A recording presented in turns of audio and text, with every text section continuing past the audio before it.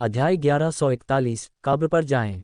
पवित्र प्रकाश पर्वत। आज तीर्थयात्रा का आधिकारिक उद्घाटन दिवस था। व्हाइट क्लिफ का टेलीपोर्टेशन प्लाजा श्रद्धालुओं की भीड़ से खचाखच भरा हुआ था। दूर आकाश में फैले पवित्र प्रकाश पर्वत को देखकर सभी श्रद्धालुओं के चेहरों पर पवित्र भाव थे।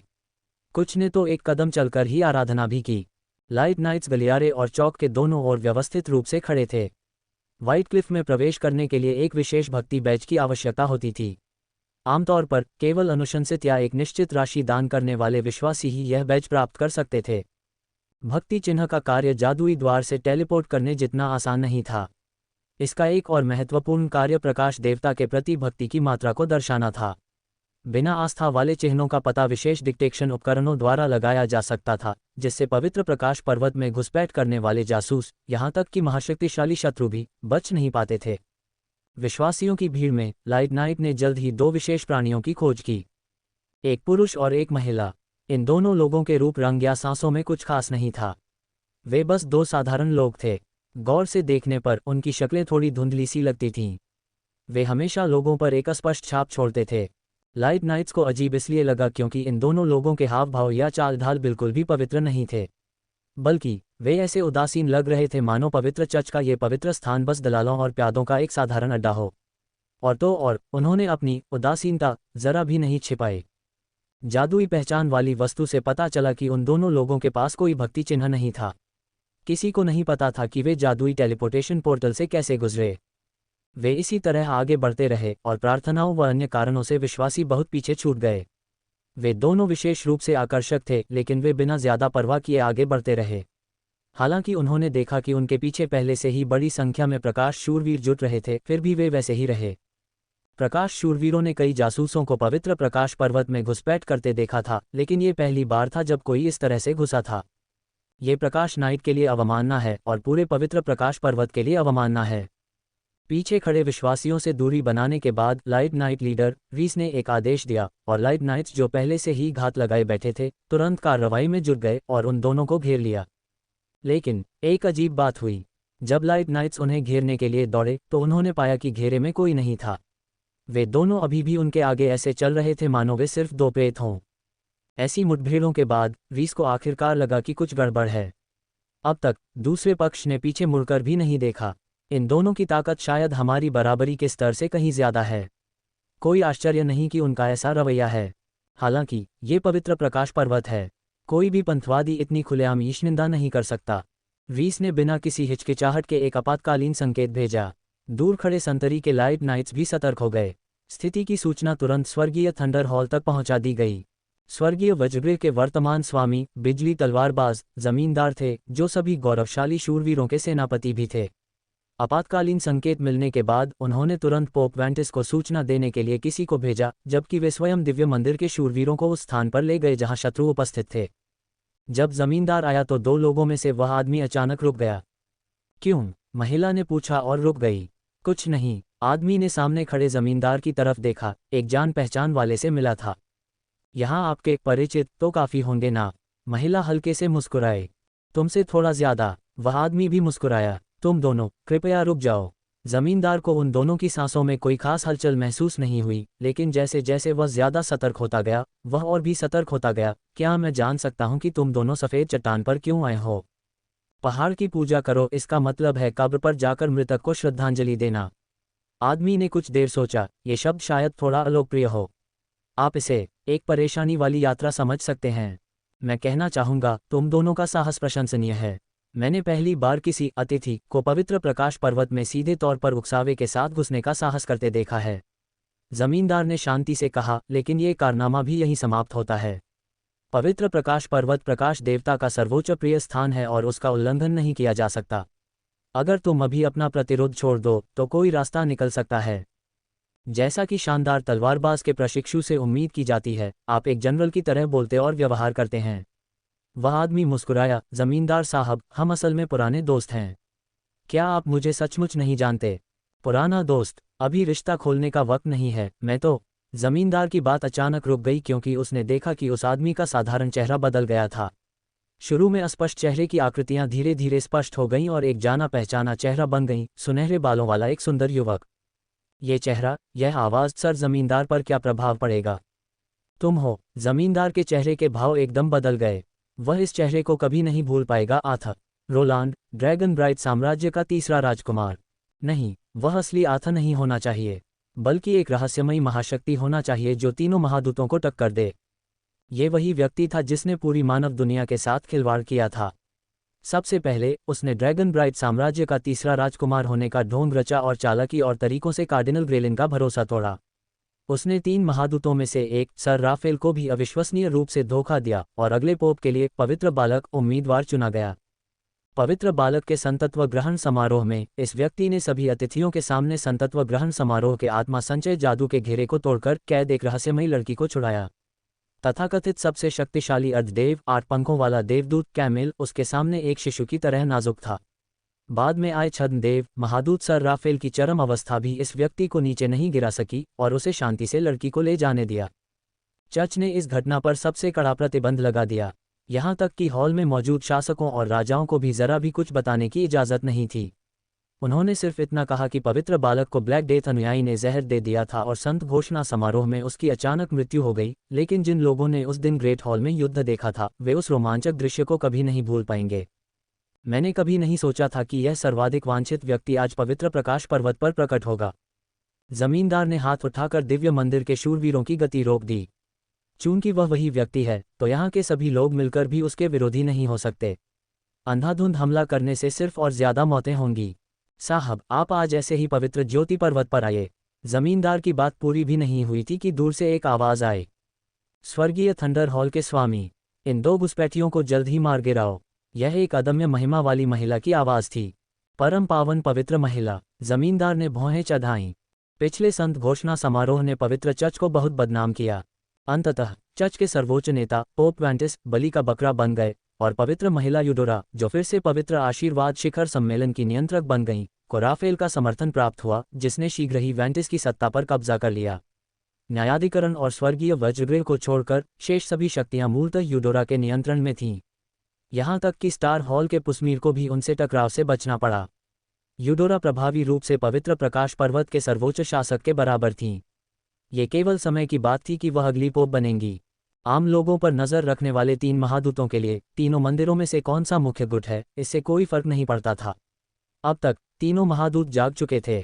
कहा जा रहा था कि अगली सर्वोच्च बैठक के बाद वेंटिस पूरी तरह से पद छोड़ देंगे और फिर यूडोरा नए पोप बनेंगे। दिव्यता सील हॉल एक नए हॉल मास्टर का चुनाव करेगा। जमींदार ने अपने गुरु पारसाली के तटस्थता के सिद्धांत का पालन किया और स्वर्गीय थंडर हॉल के निष्पक्ष रुख को बनाए रखा, जिससे यूडोरा भी असंतुष्ट थी। अगर पारसाली, जो महाशक्ति बन गया था, का संरक्षण न होता तो शायद स्वर्गीय थंडर हॉल का स्वामी पहले ही बदल चुका होता। चेन रुई और पायथन की नज़रों से उन्होंने दूर आकाश में उड़ती हुई आकृतियां देखीं। वे पवित्र चर्च के 3 विशालकाय नेता थे, वेंटिस, यूडोरा और पुस्मीर। यद्यपि वेंटिस आगे था, लेकिन यूडोरा ने सबसे पहले बात की।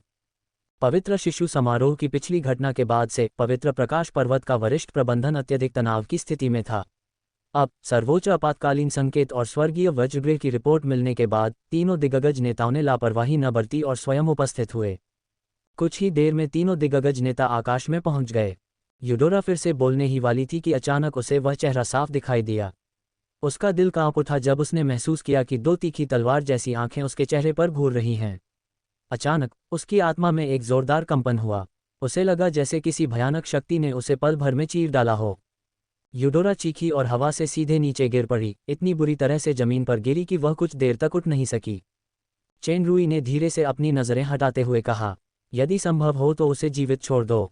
ये वही था जो टिफ़नी ने खूनी साम्राज्य में चेन रुई से कहा था, चेन रुई के मानव दुनिया में आने से 1 दिन पहले। हालांकि यह केवल एक अनजाने में कहा गया वाक्य था, चेन रुई महसूस कर सकता था कि टिफ़नी ने यह वाक्य कहने में कितना साहस दिखाया था। उसके कारण टिफ़नी ने अपने जीवन में सब कुछ खो दिया, जिसमें उसकी आत्मा और आशा भी शामिल थी। यदि चेन रुई का बचाव और सुपर सिस्टम की दुनिया में उसका अनुभव न होता तो टिफ़नी जीवित होते हुए भी निराशा में रेंगती हुई एक चलती फिरती लाश होती। वह दर्दनाक स्मृति जिसे फाड़कर चकनाचूर कर देना चाहिए था, सबसे दर्दनाक निशान, अब टिफ़नी ने खुद ही खोल दिया था। आशा के कारण यही वो सबसे अनमोल चीज़ थी जिसने उसे फिर से खड़ा किया, और यही वो सबसे साफ एहसास भी था जो चेन रुई ने उसे दिया था, भले ही अब वो उसकी पत्नी थी। इसके कारण टिफ़नी को 2 स्टार वृद्धि का रहस्य समझ में आ गया और वह सुपर सिस्टम की आशा की देवी बन गई। यदि टिफनी के शब्द न होते तो अभी की नज़र ने यूडोरा की आत्मा को पूरी तरह से विघटित कर दिया होता। वेंटिस और पुस्मीर ने भी चेनरुई का चेहरा देखा और वे सभी सदमे में जमीन पर गिर पड़े। इन चींटियों से उलझने की कोई ज़रूरत नहीं है। चेनरुई के बगल में बैठी पाइथन ने हल्के से इधर उधर देखा, उसकी आंखों में चमक थी। चूंकि हम अच्छे तरीके से आ रहे हैं, इसलिए उन तीनों को उचित शिष्टाचार दिखाना चाहिए और हमारा स्वागत करने के लिए खुद आगे आना चाहिए। अगले ही पल एक शक्तिशाली आवाज़ ने व्हाइट क्लिफ को झकझोर दिया। हर किसी की आत्मा गूंज उठी। माइकल, गैब्रियल, राफेल, चाहे रास्ते में सड़क पर हो या पवित्र प्रकाश पर्वत के नीचे पवित्र प्रकाश शहर में, हर कोई हैरान था। कौन है ये? इस जगह पर इतनी घमंड से ये तीन नाम पुकारने की हिम्मत कैसे हुई? वे तीन सर्वोच्च प्राणी जो ईश्वर के बाद दूसरे स्थान पर हैं। इतना कहते ही बादलों से तीन सुनहरी प्रकाश किरणें निकलीं। प्रकाश किरण में तीनों आकृतियां धीरे धीरे स्पष्ट दिखाई देने लगीं। अध्याय 1142 योग्यता। सभी गौरवशाली शूरवीरों, प्रकाश शूरवीर और दिव्यता मंदिर शूरवीर ने प्रकाश किरणों में दिखाई देने वाली तीन आकृतियों को आश्चर्य से देखा। दो पुरुष और एक महिला। तीनों ने बिल्कुल सफ़ेद वस्त्र पहने हुए थे। बीच में लगभग बिल्कुल सही नैन नक्श वाला गोरा आदमी माइकल था। बाईं ओर काले बालों और सफ़ेद आंखों वाला राफेल था। दाईं ओर लंबे चांदी जैसे बालों और बंद आंखों वाला गैब्रियल था। तीन महादूत, ये तीन सर्वोच्च प्राणी जो प्रकाश भगवान के बाद दूसरे स्थान पर हैं, सभी यहाँ हैं। मैंने सोचा कि ये कौन है? ये तो एक चूहा निकला जो मौत मांग रहा था। तुम्हारी हिम्मत कैसे हुई इतने घमंडी होने की? राफेल ने पाइथन को तिरस्कार भरी नज़रों से देखा। जाहिर है इस अपरिचित औरत को पहचान नहीं पाया और उसने चेनरुई पर नफरत से ध्यान केंद्रित किया। जैसे ही वो हमला करने वाला था, उसके शरीर पर एक चमकदार चमक छा गई। पाइथन का मुंह थोड़ा सा मुड़ गया क्योंकि उसने चुपचाप दो शब्द कहे। राफेल के आसपास की चमक अचानक फीकी पड़ गई और वह गिर पड़ा। उसने तुरंत अपने शरीर को स्थिर किया, फिर भावुक होकर बोला, शक्ति से वंचित। पाइथन, माइकल और गैब्रियल को एक ही समय में परिचित शक्ति का आभास हुआ, जिससे अजीब महिला की पहचान उजागर हुई। माइकल की आंखों में हत्या का इरादा चमक उठा। बहुत अच्छा, मुझे उम्मीद नहीं थी कि तुम पवित्र प्रकाश पर्वत पर आने की हिम्मत करोगे। इस साहस के सम्मान में मैं स्वयं तुम्हारे शरीर में बची हुई आत्मा को समाप्त कर दूंगा। इस बार तुम्हारा भाग्य पिछली बार जैसा नहीं होगा। पाइथन बिना कुछ कहे मुस्कुराया। उसने गैब्रियल पर नजरें गड़ा दीं। हालांकि गैब्रियल ने अपनी आंखें नहीं खोलीं। चेनरुई को महसूस हो रहा था कि इन दोनों महिलाओं के बीच, जो मुख्य विमान की सबसे शक्तिशाली महिलाएं होनी चाहिए, किसी तरह की दुश्मनी चल रही थी। उनकी नज़रों के बीच बिजली चमक रही थी। आज हमारी यात्रा का मुख्य उद्देश्य व्यापार करना है। चेनरुई ने गैब्रियल की ओर देखा। मैडम गैब्रियल, 3 साल पहले हम ब्लैक प्रिजन डेजर्ट में व्यापार करने के लिए सहमत हुए थे। अब मैं अपने वादे के अनुसार आ गया हूं, तो हम कब शुरू कर सकते हैं? ये तथाकथित व्यापार स्नोडाललेट पेड़ों के बदले फैंटम आइस स्प्रिंग बनाने का है ना? मैंने गैब्रियल को ये पहले भी कहते सुना है। माइकल ने व्यंग्य किया। तुम्हारे अंदर इतनी हिम्मत है कि तुम इस तरह खुलकर सामने आ जाओ, पर तुम शायद भूल गए हो कि यह हमारे बीच कोई दोस्ताना व्यापार नहीं है। कोई शाश्वत मित्र नहीं होता और न ही कोई शाश्वत शत्रु। जब तक पर्याप्त हित हैं, मित्र शत्रु बन सकते हैं और शत्रु मित्र बन सकते हैं। चूंकि हमारे बीच हित हैं, तो व्यापार क्यों नहीं है? चेनरुई ने शांति से अपना सिर हिलाया। पवित्र चर्च के लिए स्नोडाललेट वृक्षों के महत्व के बारे में मुझे और कुछ कहने की ज़रूरत नहीं है। जहाँ तक अतीत की शिकायतों की बात है, इनके मुकाबले ये वास्तव में एक छोटी सी बात है। छोटी सी बात? तुम ये 2 शब्द कहने के भी लायक नहीं हो। राफेल ने तिरस्कारपूर्वक कहा। तुम तो बस एक छोटा सा चूहा हो जो छद्म देवता में प्रवेश करने के लिए भाग्यशाली था। हमारे साथ सौदा करने की तुम्हारी क्या योग्यता है? अजगर, हम 3 महादूतों के सामने भी तुम बस सिर झुकाकर सेवक बन सकते हो। अगर हम तुम्हें मार भी डालें तो भी हम स्नोडाललेट ट्रीज हासिल कर पाएंगे। गैब्रियल, क्या तुम भी ऐसा ही सोचते हो? चेनरुई ने भौहें चढ़ाईं। गैब्रियल ने पहले कभी कुछ नहीं कहा था। उसने शांति से जवाब दिया, मैं भी देखना चाहती हूं कि तुम 3 साल पहले से कितने अलग हो। चूंकि तुम व्यापारी दल हो, इसलिए कम से कम हमारे साथ व्यापार करने के योग्य तो हो। जहर के छोटे मोटे हथकंडे जानने वाली औरत काफ़ी नहीं है। पाइथन के दांत और मुंह आमतौर पर तीखे नहीं होते, लेकिन जब वह आज गैब्रियल से मिली तो उसने अपनी तीक्ष्णता दिखाई। एक महिला जो अपनी आंखें बंद कर लेती है और गहरी होने का दिखावा करती है। आपको क्या चाहिए? यह मत कहो कि हम तीनों महादूत संख्याबल के बल पर तुम्हें धमका रहे हैं। गैब्रियल ने उंगली उठाई। एक पर एक लड़ाई में तुम कोई भी प्रतिद्वंद्वी चुन सकते हो। 10 मिनट के अंदर, जब तक तुम में से कोई एक खड़ा रहता है, मैं मानता हूं कि तुम में ये योग्यता है। गैब्रियल के सुझाव पर माइकल और राफेल ने मन ही मन सिर हिला दिया। राफेल ने आगे कहा, एक और बात और कहनी है, निर्धारित युद्ध क्षेत्र छोड़कर मत जाना। मैं ऐसे चूहे के साथ लुका छिपी खेलने के मूड में नहीं हूं जो भागने के लिए सिर्फ अंतरिक्ष कौशल का इस्तेमाल करता है। ये वाक्य स्पष्ट रूप से चेन रुई के स्टार गेट पर लक्षित था। तीनों महादूतों ने स्टार गेट के विशेष प्रभाव का अनुभव किया था। यहाँ तक कि संत युद्ध हृदय वाले गैब्रियल भी इसे नहीं तोड़ पाए। यदि चेन रुई 10 मिनट तक स्टार गेट में छिपकर बाहर आ जाए तो कोई कुछ नहीं कर सकता। पायथन और चेन रुई ने एक दूसरे को देखा और चेन रुई ने सिर हिलाकर कहा, हाँ। यदि आप अपनी योग्यता खो देते हैं, माइकल ने समझदारी से कहा, स्नोडाले पेड़ों को बिना शर्त सौंप दिया जाना चाहिए। ये पवित्र प्रकाश पर्वत का घरेलू मैदान था। पायथन की आत्मा, जो मुश्किल से विलय के लिए शरीर ढूंढ पाती, उसके लिए आमने सामने की लड़ाई में 10 मिनट भी टिक पाना मुश्किल होता। चेन रुई ने कुछ देर सोचा और उसने अपने हाथ में एक आत्मा अनुबंध रखा। चूंकि यह मामला है, इसलिए हम इस अनुबंध पर हस्ताक्षर करेंगे। माइकल ने अनुबंध पर नजर डाली और अपनी लंबी भौहें ऊपर उठाईं। राफेल और गैब्रियल ने भी आश्चर्य व्यक्त किया। पता चला कि अनुबंध में चेन रुई के पक्ष की जीत के बाद तीनों महादूतों को फैंटम आइस स्प्रिंग को बिना शर्त सौंपने की बात नहीं थी, बल्कि एक समतुल्य व्यापार की बात थी। चेन रुई की टीम की जीत के लिए शर्त ये थी कि चेन रुई और पायथन दोनों 10 मिनट तक टिके रहें। गैब्रियल के शब्दों का अर्थ अभी अभी बिल्कुल स्पष्ट था, या तो चेन रुई या पायथन योग्यताएं पूरी कर सकते थे। चेन रुई का ऐसा करना दुश्मन के सामने अपनी गर्दन काटने के लिए बेवकूफ़ी से आगे बढ़ने के बराबर था। पायथन की ताकत के साथ अभी भी उम्मीद की एक किरण बाकी थी। अगर चेन रुई को शामिल कर लिया जाता तो स्पेस टैलेंट को सक्रिय किए बिना 3 महादूतों से सीधे मुकाबला करना नामुमकिन था। हालांकि गैब्रियल ने अपनी आंखें बंद कर ली थीं, लेकिन वह अनुबंध की सामग्री को स्पष्ट रूप से समझ सकती थी। यदि पार्टी ए विफल हो जाती है तो वे स्नोडाले पेड़ों को बिना शर्त सौंप देंगे। 1 मिनट रुको, पीछे एक खंड लगता है। अगर पार्टी ए सफल होती है तो फैंटम आइस स्प्रिंग का व्यापार स्नोडाले पेड़ों के साथ किया जाएगा। इसके अलावा भविष्य में सबसे गंभीर सार्वजनिक दुश्मन का सामना करते समय पार्टी बी को बिना शर्त पार्टी ए के साथ तुरंत एक संयुक्त मोर्चा बनाना होगा। माइकल ने भौहें चढ़ाईं और बिजली की तरह चेन रुई की आंखों में सीधे देखा। इसका क्या मतलब है? चेन रुई ने बिना किसी हिचकिचाहट के माइकल की ओर देखा और कहा, एबिस। माइकल की पुतलियां सिकुड़ गईं। थोड़ी देर बाद उसने ठंडे स्वर में कहा, हम। कितनी चिंताएं हैं। रसातल की मुहर में कोई समस्या नहीं है। सोसबैक की मुख्य वेदी भी राफेल ने नष्ट कर दी थी।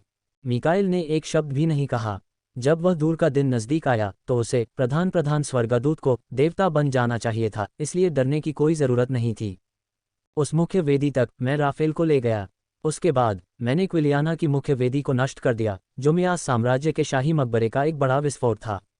इतना ही नहीं, बल्कि दानव क्षेत्र की निराशा मुख्य वेदी भी नष्ट हो गई।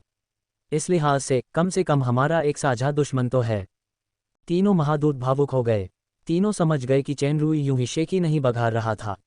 माइकल ने जल्दी से गैब्रियल और राफेल के साथ अपनी राय साझा की और फिर सिर हिलाकर कहा, ठीक है, बात बन गई। रसातल के खिलाफ गठबंधन बनाना अभी बहुत दूर की बात है। इस समय सबसे ज़रूरी काम 3 स्नोडाले पेड़ों पर फिर से कब्जा करना है। चूंकि दूसरे पक्ष ने अनजाने में ये समझौता कर लिया है, इसलिए हम बस उसी के साथ चलते हैं। अगर मुमकिन हुआ तो हम इस 10 मिनट की लड़ाई में उन्हें पूरी तरह से खत्म कर देंगे। परिणामस्वरूप 5 लोगों ने इस अनुबंध पर अपने हस्ताक्षर किए। यह अनुबंध प्रकाश की 5 किरणों में बदल गया और सभी के शरीर में प्रवेश कर गया और आधिकारिक रूप से प्रभावी हो गया। छद्म देवता स्तर की शक्ति तुच्छ नहीं है। उन साधारण लोगों पर असर न पड़े, इसके लिए आइए इसका इस्तेमाल करें।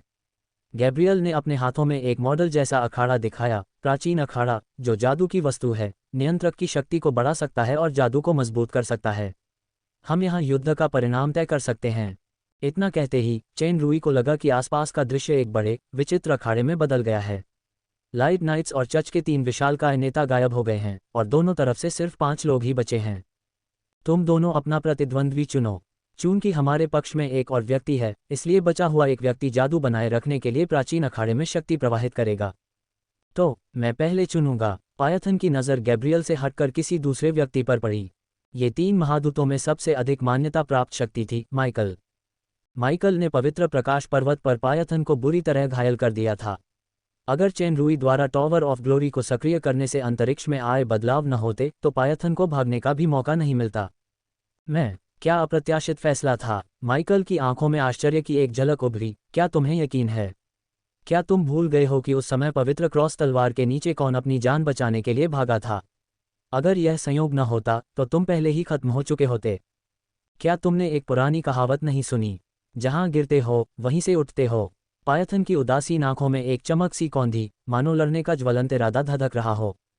माइकल का स्वर थोड़ा ठंडा था, आपका निर्णय आपको कभी उठने नहीं देगा। मुझे याद है कि उस समय किसी ने कुछ ऐसा ही कहा था। पायथन ने उसके बालों को हल्के से सहलाया, यह उसके आखिरी शब्द थे। हम्फ, गैब्रियल ने इस बार कहा, मैं ऊरियल जैसा घमंडी बेवकूफ़ नहीं हूं। माइकल की नज़र और भी ठंडी थी, यह जिंदगी में तुम्हारा आखिरी फैसला होगा। अजगर बेपरवाही से मुस्कुराया। चेन रूई ने कहा, चूंकि मुझे युद्ध से पहले यह तय करना है कि जादू कौन बनाए रखेगा, इसलिए लगता है कि मुझे इन दोनों में से एक चुनना होगा। चेन रूई की नज़रें राफेल और गैब्रियल के बीच घूम गईं। लड़ाई हो या न हो, एक खूबसूरत महिला हमेशा आंखों को भाती है। तो मैडम गैब्रियल, या यूं कहें कि खूबसूरत मिस गैब्रियल। राफेल को लग रहा था कि चेन रूई उसका सामना करने की हिम्मत नहीं करेगा। जब उसने चेन रूई को तारीफ में गैब्रियल का नाम लेते सुना तो वह तुरंत चिढ़ गया। हालांकि चेन रूई के वाक्य का दूसरा भाग उसके कानों में पड़ा, कृपया जादू बनाए रखें। गैब्रियल जादू को बनाए रखता है। एक और अप्रत्याशित चुनाव। राफेल ने आंखें सिकुड़ते हुए कहा, मैं वादा करता हूं कि मैं तुम्हें जल्दी गिरने नहीं दूंगा, बल्कि 10 मिनट बिताऊंगा। तुम्हें स्नो डेलेट पेड़ों का शुक्रिया अदा करना चाहिए, वरना ये तुम्हारे जीवन के आखिरी 10 मिनट होंगे। तुम्हारा आखिरी वाक्य माइकल के वाक्य के साथ दोहराया गया है। तुम्हारी शब्दावली बहुत कमज़ोर है। बस यही वाक्य बार बार दोहराए जाते हैं। चेन रूई ने राफेल की तरफ देखा और अपनी तिरस्कार भरी अभिव्यक्ति को जाहिर किया, लेकिन चिंता मत करो, पाइथन और माइकल की जीत या हार चाहे जो भी हो, तुम्हारे पास लड़ने का मौका है। जब मैं तुम्हें कुत्ते की तरह पीटता हूं, तब भी मुझे नहीं पता कि तुम इतने घमंडी हो सकते हो या नहीं। राफेल ने मन में गुस्से को दबाते हुए ठंडे स्वर में कहा, बात बंद करो, चलो पहला राउंड शुरू करते हैं। पाइथन धीरे धीरे ग्रैंड स्टैंड से बाहर निकला और अखाड़े के बीचों बीच आ गया। अध्याय 1143, माइकल बनाम पायथन।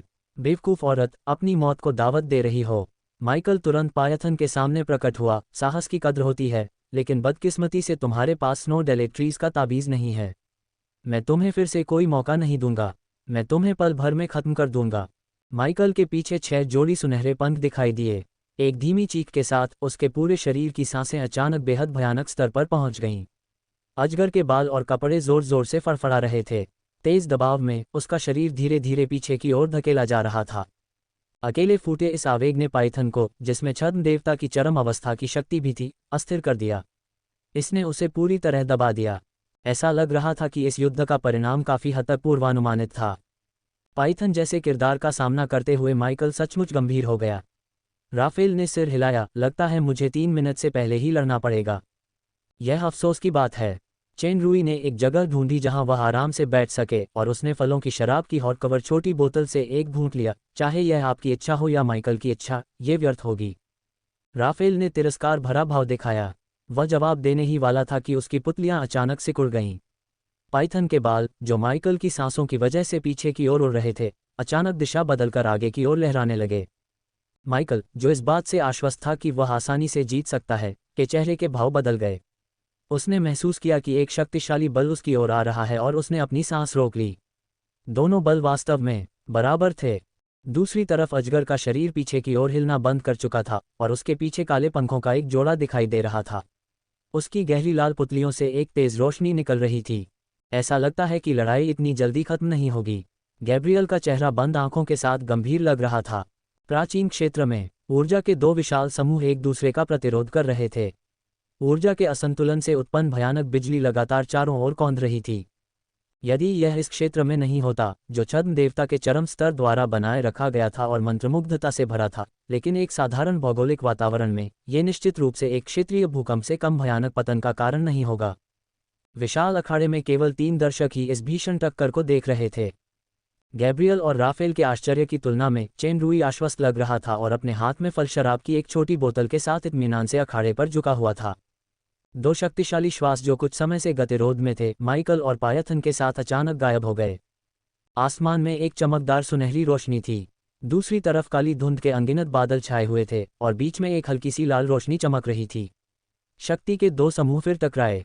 आसमान भी मानो 2 हिस्सों में बढ़ गया हो।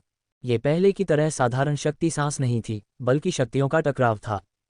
सुनहरी रोशनी काले बादलों में लिपटी गहरी लाल शक्ति को भेद नहीं पाए। काले बादल भी सुनहरी रोशनी को ढक नहीं पाए। पुनः गतिरोध, ये तो पाइथन का नया मिला हुआ शरीर होना चाहिए। ये वास्तव में उसके पिछले शरीर से ज्यादा मजबूत है। राफेल ने एक नज़र में पाइथन के शरीर की विचित्रता देखी और वह आश्चर्य से बोला, ये तो माइकल से मुकाबला कर सकती है। सिर्फ शरीर ही ताकतवर नहीं होता। गैब्रियल ने आंखें बंद करके थोड़ा भौहें चढ़ाईं, ये तो पूरी तरह आमने सामने की टक्कर है। जहरीली चालें चलने वाली इस औरत की ताकत उम्मीद से कहीं ज्यादा है। माइकल भी उतना ही भयभीत था। कुछ साल पहले जब उसका सामना पवित्र प्रकाश पर्वत में घुस आए पायथन से हुआ था तो उसने बिना कोई खास कोशिश किए ही बाजी मार ली थी। उस समय पायथन सिर्फ एक आत्मा थी और अब पायथन द्वारा उसे दिए गए उत्पीड़न का एहसास इस हद तक पहुंच गया था। ये किसी भी तरह से शरीर के साधारण सम्मिलन के कारण नहीं है। माइकल मुख्य प्रधान देवदूत थे। वह खुद को ईश्वर के सबसे करीब मानते थे।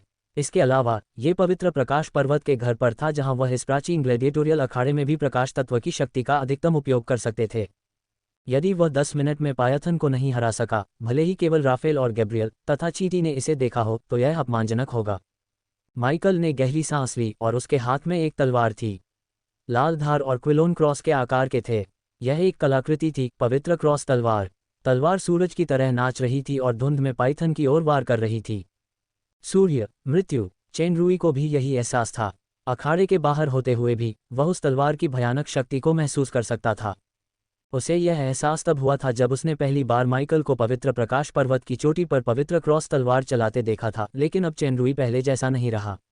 अब निराशा का वह अदम्य भाव नहीं था, क्योंकि अब उसे माइकल की ओर देखने की जरूरत नहीं थी। यहाँ तक कि सामान्य अवस्था में भी ध्रुव तारा परिवर्तन को सक्रिय किए बिना या विश्लेषणात्मक आंखों का उपयोग किए बिना उनकी धारणा एक विशेष शांत अवस्था में दो छद्म देवताओं के युद्ध प्रक्षेप पथ को पकड़ सकती थी। ये तकनीक, जिसे मन की आंखें कहा जा सकता है, 2 वर्षों के प्रशिक्षण का परिणाम थी। इस अवस्था में वह बिना ध्रुव तारा परिवर्तन के भी राफेल द्वारा जारी छद्म देवता गति का स्वतंत्र रूप से सामना कर सकता था, क्योंकि सबसे बड़ा दुश्मन विदेशी वस्तुएं नहीं बल्कि वह स्वयं था। मन में सबसे प्रारंभिक और अंतिम शक्ति थी। पिछले 2 वर्षों से वह स्वयं से परे जाने के लिए निरंतर खोज और अन्वेषण कर रहा था, लेकिन दुर्भाग्य से उसे सफलता नहीं मिली। उसने बैंगनी ध्रुव तारा परिवर्तन के गहरे रहस्यों को समझ लिया था। विशेष रूप से देवताओं की दुनिया के साथ विलय के बाद वह पहले ही सबसे ऊंची बाधा को छू चुका था, जो पूरे 6 तारा विकास की बाधा थी। छोटा मैं बड़े में से मिलता है और मैं वास्तविक ब्रह्मांड में बदल जाता हूँ। ये भविष्य की दिशा और सफलता एवं विकास की कुंजी होनी चाहिए।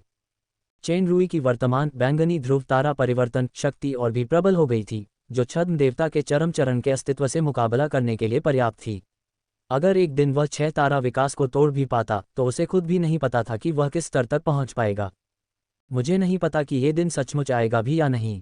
शायद आएगा भी या शायद मेरे जीते जी ये मुमकिन ही न हो। यदि ऐसा कोई दिन आएगा तो संभवतः अराजकता क्षेत्र की विशाल लाशें ही लक्ष्य होंगी। पाइथन के हाथ में एक गहरा सुनहरा चाबुक दिखाई दिया, जिसमें से काली गैस निकल रही थी। चेनरुई ने पहली बार अपना हथियार देखा था।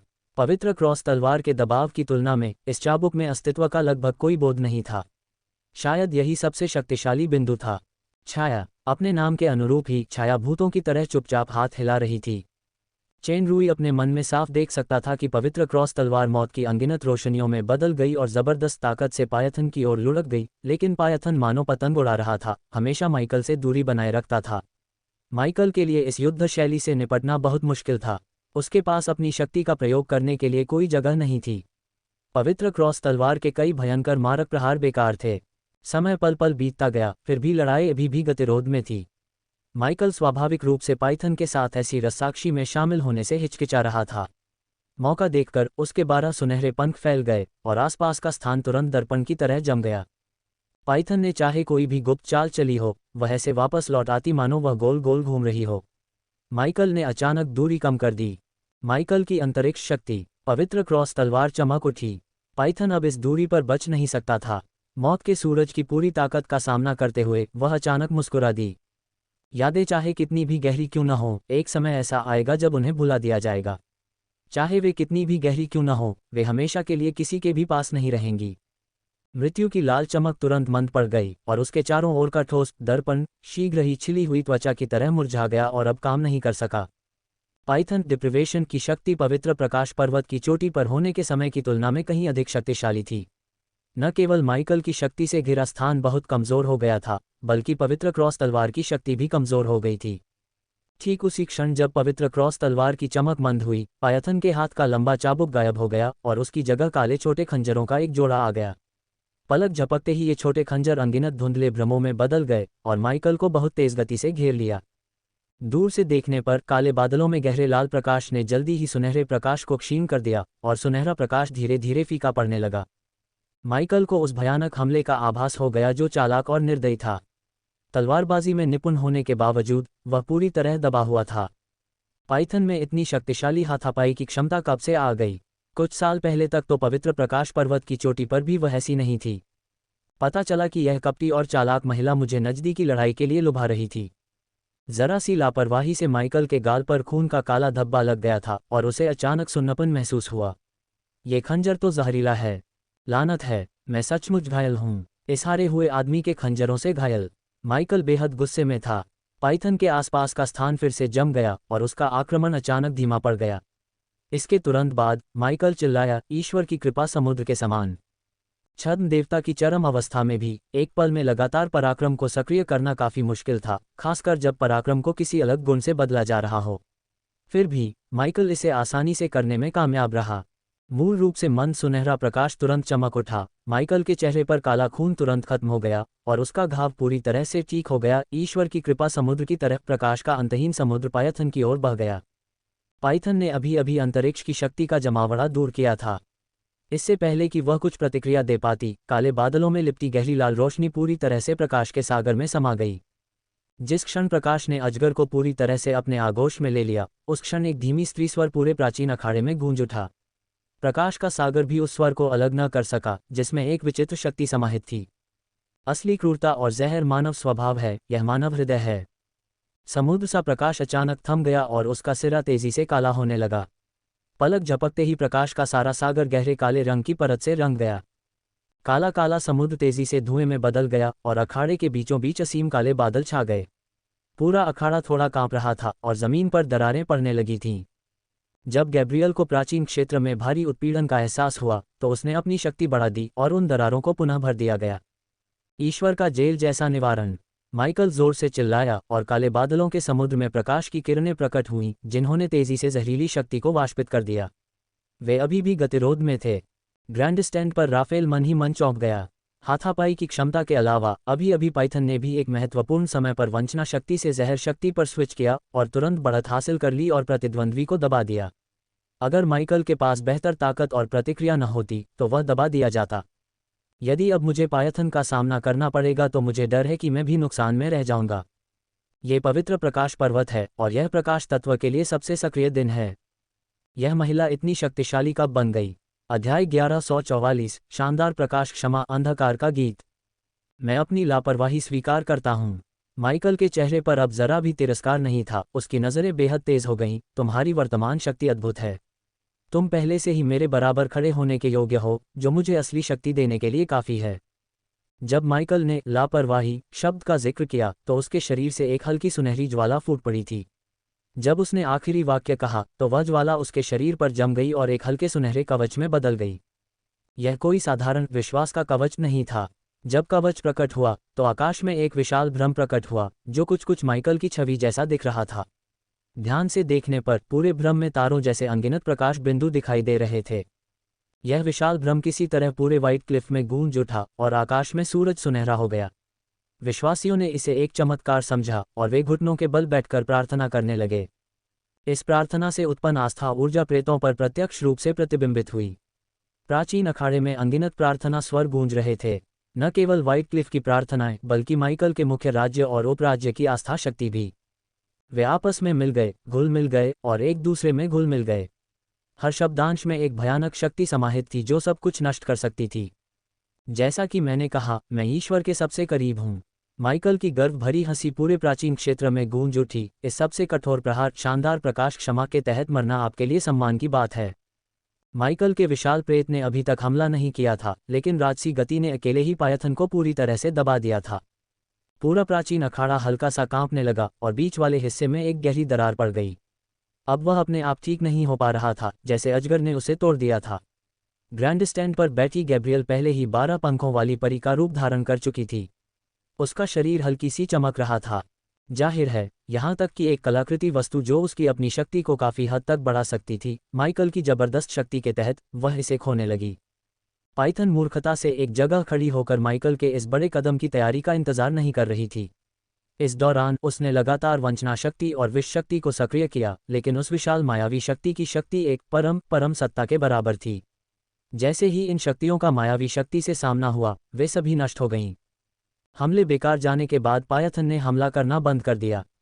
उसने बिना जरा भी घबराए माइकल के पीछे खड़े उस विशाल भूत को उदासीनता से देखा। मुझे याद है तुमने कहा था कि तुमने उस रास्ते की दहलीज को हल्के से छुआ है। ये शेख ही बघारने जैसा नहीं लग रहा। बेशक, माइकल ने गर्व से कहा, तुम्हें गर्व होना चाहिए कि तुम मुझे अपनी सबसे बड़ी ताकत इस्तेमाल करने पर मजबूर कर सकते हो। शानदार प्रकाश क्षमा तुम्हें शून्य में बदल देगा। शानदार प्रकाश क्षमा, क्या ये प्रकाश ईश्वर की क्षमा हो सकती है? हा, पाइथन अचानक हंसा। क्या ईश्वर सचमुच क्षमा करेंगे? जो ऊंचे और शक्तिशाली हैं, वे अपने से नीचे के सभी प्राणियों को केवल चींटियां ही देखेंगे। लगता है तुमने बहुत लंबे समय से दिखावटी मुखौटा पहन रखा है और तुम सच और झूठ में फर्क नहीं कर पा रहे हो। या ये तुम्हारे लिए विश्वासियों को मूर्ख बनाने का एक बहाना है? या ये खुद को तसल्ली देने की एक घटिया मनोवैज्ञानिक चाल है? वैसे ये राज्य दिखावटी जरूर है, लेकिन असली लगता है। माइकल को उम्मीद नहीं थी कि इतनी जबरदस्त ताकत दिखाने के बाद उसका प्रतिद्वंदी ऐसा मूल्यांकन करेगा। उसकी आंखों में जानलेवा इरादे भरे हुए थे। इस समय मायावी शक्ति अपने चरम पर पहुंच चुकी थी। पहला वार एक जबरदस्त प्रहार होगा। सब देख सकते थे कि पायथन की हालत बहुत खतरनाक थी। शायद एक ही वार में उसकी मौत हो जाती। अखाड़े के ग्रैंड स्टैंड पर गैब्रियल के चेहरे पर उदासीनता थी, जबकि राफेल के चेहरे पर विजय की मुस्कान थी। चेन रूई ने छोटी शराब की बोतल पकड़ी, एक पल सोचा, कंधे उचकाए और एक और घूंट लिया। इस क्षण गैब्रियल अचानक चौंक गई। वह अब और उदासीन नहीं रह सकी। उसी समय राफेल की मुस्कान भी उसके चेहरे पर जम गई। पाइथन के शरीर पर विश्वास का कवच प्रकट हो गया, और गहरे लाल और काले रंग का कवच किसी रत्न जैसा लग रहा था, जो गहरी रोशनी बिखेर रहा था।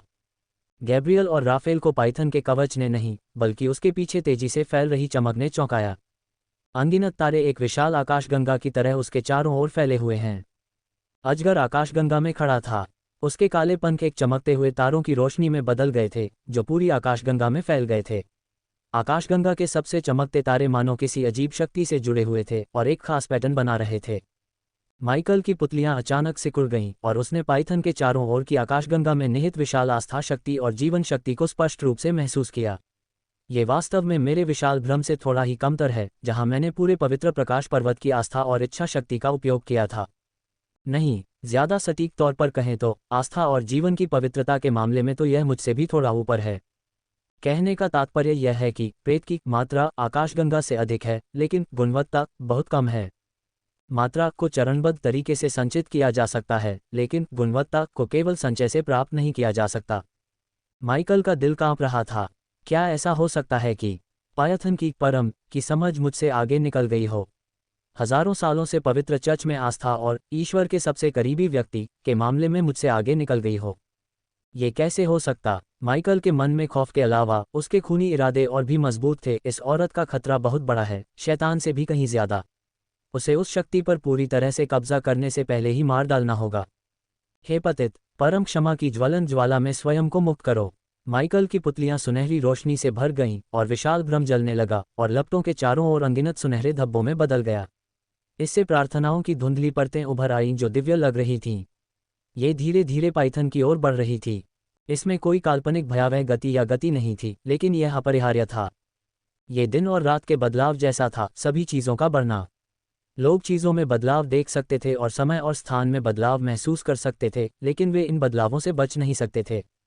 अजगर हिला नहीं, लेकिन उसके आसपास का प्रकाश धीरे धीरे मंद होता गया। यह मंदता शानदार प्रकाश क्षमा के कारण नहीं, बल्कि उसके अपने नियंत्रण का परिणाम थी। अंधेरे में लिपटे तारे और भी ज्यादा साफ दिखाई देने लगे। यदि कोई ध्यान से देखे तो उसे पता चलेगा कि पायथन की शांत पुतलियों में आकाशगंगा जैसी रोशनी टिमटिमा रही थी। सुनहरे रूनों ने जल्दी ही पायथन को अपने आगोश में ले लिया। चेन रूई की आंखें चमक उठीं और उसने अनजाने में शराब की बोतल अपने हाथ में पकड़ ली। प्रार्थना की परतों में सुनहरी लौ की एक संरचना बन गई थी, जो दूर से देखने पर एक विशाल जलती हुई लौ की तरह दिखती थी। इसी समय प्रार्थना में अचानक एक अजीब सी आवाज सुनाई दी। गायन। जैसे ही गाना निकला, विशाल लौ अचानक कांप उठी और जलने की आवृत्ति स्थिर हो गई।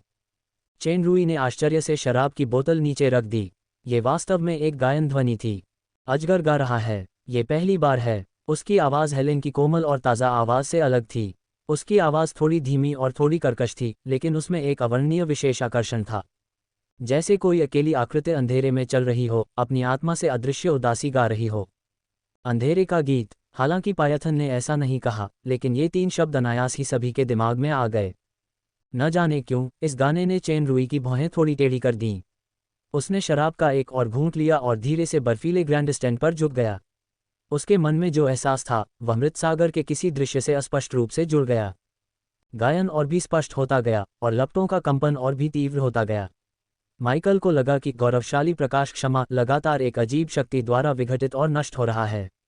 चाहे वह उस शक्ति को कितना भी निर्देशित करे, वह उसे रोक नहीं पा रहा था। पवित्र प्रकाश पर्वत पर प्रार्थना कर रहे विश्वासियों को अचानक लगा कि आसपास का प्रकाश मंद पड़ गया है। जब उन्होंने ऊपर देखा तो आकाश में एक चमत्कार देखकर वे भयभीत हो गए, यानी सुनहरा सूरज धीरे धीरे एक अजीब से फीके लाल रंग में बदल गया था। पूरी तरह से गहरा लाल सूरज कांप उठा। एक दरार दिखाई दी, फिर वह तुरंत फैल गई और फैल गई। एक धमाके के तुरंत बाद पूरा आसमान मानो चकनाचूर हो गया। इस भयानक शक्ति के प्रभाव से कुछ देर के लिए सभी की दृष्टि और श्रवण शक्ति चली गई। होश में आने पर सबको एहसास हुआ कि आसमान में अभी भी वही चमकीला और चमकीला सूरज था। न तो वह सुनहरा था, न ही गहरा लाल, मानो सब कुछ बस एक भ्रम था। प्राचीन अखाड़ा। मध्य भाग तहस नहस हो गया था। गैब्रियल की बंद आंखें खुल गई थीं, जिससे अजीब लाल और चांदी जैसी पुतलियां दिखाई दे रही थीं, और उसके पीछे 12 चांदी के पंख दिखाई दे रहे थे। अगर जादू पर उसका पूरा नियंत्रण न होता तो अभी अभी पाइथन और माइकल के बीच हुए टकराव ने पूरे प्राचीन अखाड़े को तहस नहस कर दिया होता। शानदार प्रकाश क्षमा का भ्रम दूर हो गया, जबकि पायथन के चारों ओर लटके काले क्रिस्टल भी गायब हो गए। अभी अभी हुए टकराव में वस्तुगत रूप से कहें तो माइकल का पलड़ा भारी था, लेकिन केवल ऊपरी हाथ। उसका सबसे शक्तिशाली प्रहार भी पायथन को पराजित करने में असमर्थ था। वास्तव में यह उनका गृह प्रांगण था, पवित्र प्रकाश पर्वत। अभी अभी यह शक्ति, क्या ये डूम आपदा है? माइकल, जो पायथन को घूर रहा था, को आखिरकार कुछ याद आया और उसने पूछा। हाँ, पायथन ने उदासीनता से सिर हिलाया। राफेल और गैब्रियल एक साथ हैरान थे। डूम कैलामिटी दानव क्षेत्र के पुराने प्रतिद्वंद्वी सारिएल की प्रतिभा शक्ति है। पायथन के पास ये क्यों होगा? तीनों प्रधान देवदूत पाइथन के इन शब्दों से पुनः आश्चर्यचकित हो गए। सारिएल मर चुका है। ये वाक्य केवल मृत्यु की घोषणा करने के लिए नहीं था, बल्कि और अधिक चीजों को समझाने के लिए था, जैसे कि पायथन के पास डूम कैलामिटी शक्ति क्यों थी जो केवल सारिएल के पास थी। माइकल ने गहरी सांस ली। हालांकि अभी 10 मिनट नहीं हुए हैं, लेकिन इस समय सीमा के आधार पर लड़ने का कोई मतलब नहीं है। हालांकि माइकल को राजी नहीं था, हालांकि वह सचमुच उस औरत को मारना चाहता था जो एक खास क्षेत्र में उससे थोड़ी ही आगे थी। उसे हकीकत का सामना करना पड़ा। पाइथन वाकई एक जबरदस्त प्रतिद्वंदी था। 10 मिनट तो क्या, 10 घंटे भी वह पाइथन को हरा नहीं पाता। ये भी हो सकता था कि हार उसी की हुई हो। पाइथन ने सिर हिलाया और धीरे धीरे वापस ग्रैंड स्टैंड की ओर चल पड़ा। पहला मैच ड्रॉ। योग्यता युद्ध का प्रस्ताव रखने वाले 3 महादूतों का उद्देश्य चेन रुई के पक्ष को हराना और उसे बिना शर्त स्नो डालेट वृक्ष सौंपना था। तीनों महादूतों के लिए ये ड्रॉ वास्तव में असफलता के बराबर था। टीएल, अगर पायथन भी जीत जाए तो अगले मैच में कोई सस्पेंस नहीं रहेगा। अध्याय 1145 क्रोधित राफेल। राफेल और गैब्रियल दोनों ने पायथन की भयानक शक्ति देखी जो अभी अभी दिखाई थी। माइकल जानबूझकर पीछे नहीं हटा। अगर दोनों में से कोई भी लड़ता तो शायद माइकल की तरह बढ़त हासिल करना तो दूर, पायथन को 10 मिनट में हराना भी मुश्किल होता। पाइथन को शांति से ग्रैंड स्टैंड की ओर लौटते देख गैब्रियल खुद को हंसी से नहीं रोक सका। दोनों महाशक्तियों के बीच टकराव थमने के बाद जादू की शक्ति से फटी हुई जमीन फिर से बन गई। मैंने सोचा था कि लड़ाई में 10 मिनट लगेंगे, लेकिन दुर्भाग्य से समय समाप्त होने से पहले ही दूसरा मैच खत्म हो गया। चेन रुई ने आह भरी और बोतल में बची हुई आखिरी शराब पी ली। तुम्हारा कोई भाग्य नहीं होगा। राफेल ने अपने पैर थपथपाए और वह पहले ही अखाड़े में आ गया। चेन रुई धीरे धीरे नीचे उतरा। सर राफेल, दया करो। अगर तुम मुझे गलती से मार दोगे तो स्नो डालेट के पेड़ खत्म हो जाएंगे। चिंता मत करो, मैं तुम्हें 10 मिनट रुकने दूंगा। राफेल की आवाज़ में खुली नफरत भरी थी। इस कमबख्त चूहे ने मुझे एक से ज्यादा बार धोखा दिया है, जिससे मैं तीनों महादूतों के बीच लगभग हंसी का पात्र बन गया हूँ। ब्लैक प्रिजन डेजर्ट में गैब्रियल के सामने इस घृणित चूहे ने मेरे संचार प्रक्षेपण को भी नष्ट कर दिया था। इस बार मैं उसके साथ अच्छा व्यवहार करूंगा। हालांकि स्नो डालेट ट्रीज को लेकर चिंताएं हैं, लेकिन जब तक मैंने उसे नहीं मारा तब तक कोई बात नहीं। हाथ पैर टूटना, आत्मा को भारी नुकसान पहुंचना जैसी बातें। खैर, कॉन्ट्रैक्ट के मुताबिक जब तक मैं उसे हरा दूंगा, स्नोडालेट ट्रीज मुझे सौंप दिए जाएंगे। जैसे ही स्नोडालेट वृक्ष मेरे हाथ में आएगा, मैं तुरंत ही इस चूहे को नष्ट करने के लिए मारक चाल चलूंगा, इससे पहले कि वह अंतरिक्ष की शक्ति से भाग जाए। इतनी आश्चर्यजनक ताकत के बावजूद पायथन एक ही समय में 3 महादूतों के खिलाफ चूहे को जीवित नहीं रख पाएगा। चेनरुई धीरे धीरे चलते हुए बड़बड़ा रहा था। सर राफेल, सावधान रहें, मैं एक क्षण में हमला करूंगा। वैसे, क्या मैं अब भी चीज़ें इस्तेमाल कर सकता हूं? सर राफेल, दुर्भाग्यवश पिछली बार सर द्वारा दी गई अग्नि और पवन की मुहर एक खराब उत्पाद थी। सर द्वारा क्षतिग्रस्त किए जाने के बाद वह पूरी तरह से नष्ट हो गई।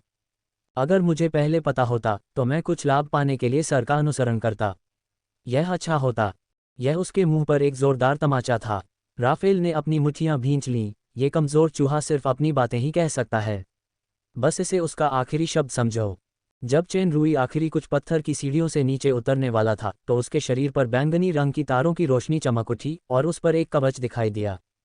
जाति, एंजल, व्यापक शक्ति मूल्यांकन, SSSS जोड़, शारीरिक संरचना, SSSS जोड़, शक्ति, SSSS जोड़, आत्मा, SSSS जोड़, गति, SSSS जोड़, विश्लेषण, प्रकाश विशेषता, वायु विशेषता, संयम, दूर करना, प्रकाश पुनर्प्राप्ति का शरीर, आत्मा शक्ति, खतरे का स्तर उच्च, लोग जिंदा हैं और डेटा मर चुका है।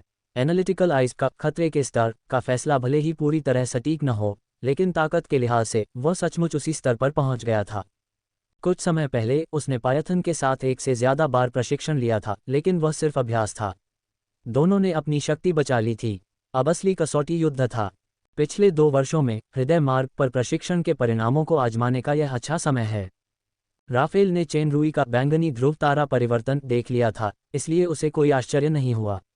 इसके बजाय उसने एक गंभीर मुस्कान दिखाई। जैसे ही प्रतिद्वंद्वी पत्थर की सीढ़ियों से नीचे उतरा, वह जोरदार वार करने के लिए तैयार था। हालांकि इस चूहे के पास कुछ अजीबोगरीब तरकीबें हैं, लेकिन भागने के दरवाजे के अलावा उसका जिक्र करने लायक कुछ भी नहीं है। वो बस समय बचाने की कोशिश कर रहा है, लेकिन बदकिस्मती से पूरी ताकत के सामने सारी तरकीबें फीकी और बेबस हैं। वह 1 मिनट भी नहीं टिक पाएगा। बैंगनी तारों वाला कवच दिखाई देने के तुरंत बाद चेनरुई, जिसने पत्थर की सीढ़ियां पूरी नहीं की थीं, अचानक गायब हो गईं। कितनी तेज रफ्तार! माइकल और गैब्रियल एक साथ भौहें सिकोड़ गए। राफेल के मन में पहले से ही कुछ धारणाएं थीं, इसलिए उसकी प्रतिक्रिया आधी धड़कन धीमी थी। जैसे ही उसे खतरे का आभास हुआ, उसे लगा जैसे दुनिया घूम रही हो। उसकी नज़र सचमुच दर्जनों डिग्री घूम गई और आसपास का नज़ारा देखते ही देखते धुंधलका छा गया। तभी उसकी नाक में एक तेज दर्द हुआ जिससे उसकी नींद खुल गई। वह बेहोश हो गया था। असंभव! राफेल को यकीन ही नहीं हो रहा था। इससे पहले कि वह अपना शरीर स्थिर कर पाता, उसे एक विशाल शक्ति ने हवा में उठा लिया। ये शक्ति इतनी विशाल थी मानो कोई गरजता हुआ तूफान हो। वह अपना संतुलन बिल्कुल भी नहीं बना पा रहा था। एक बैंगनी आकृति उल्कापिंड जितनी तेज थी, हवा में राफेल को पकड़ती हुई। तेज मुट्ठियां अनगिनत भ्रमों में बदल गईं। तेज धड़कनों की आवाज़ें गूंजने लगीं। खेल देख रहे माइकल को भी यकीन नहीं हो रहा था। ये कोई चाल नहीं, असली ताकत है। छद्म देवता स्तर की चरम अवस्था की असली ताकत। अगर पाइथन में आज इतनी ताकत इसलिए है क्योंकि उसने सारियल की ताकत को हराकर खा लिया था, तो इस आदमी का क्या हुआ? जब वो पहली बार पाइथन के साथ मेरे सामने आया था तो मुझे याद है कि वो तो बस एक अर्धदेव चींटी था। इतने कम समय में वो अर्धदेव से छद्म देव की चरम अवस्था तक पहुंच गया है। इसे सामान्य बुद्धि से समझाना मुश्किल है। इसके विपरीत गैब्रियल ज्यादा शांत थी। उसकी नज़रें बार बार घूम रही थीं और आकृति तेज गति से घूम रही थी, मानो वह सब कुछ देख रही हो। कई भयंकर हमलों के बाद चेनरुई की आकृति राफेल के ऊपर प्रकट हुई। उसने अपनी मुट्ठियां भींच लीं और राफेल का सिर जोर से पटक दिया।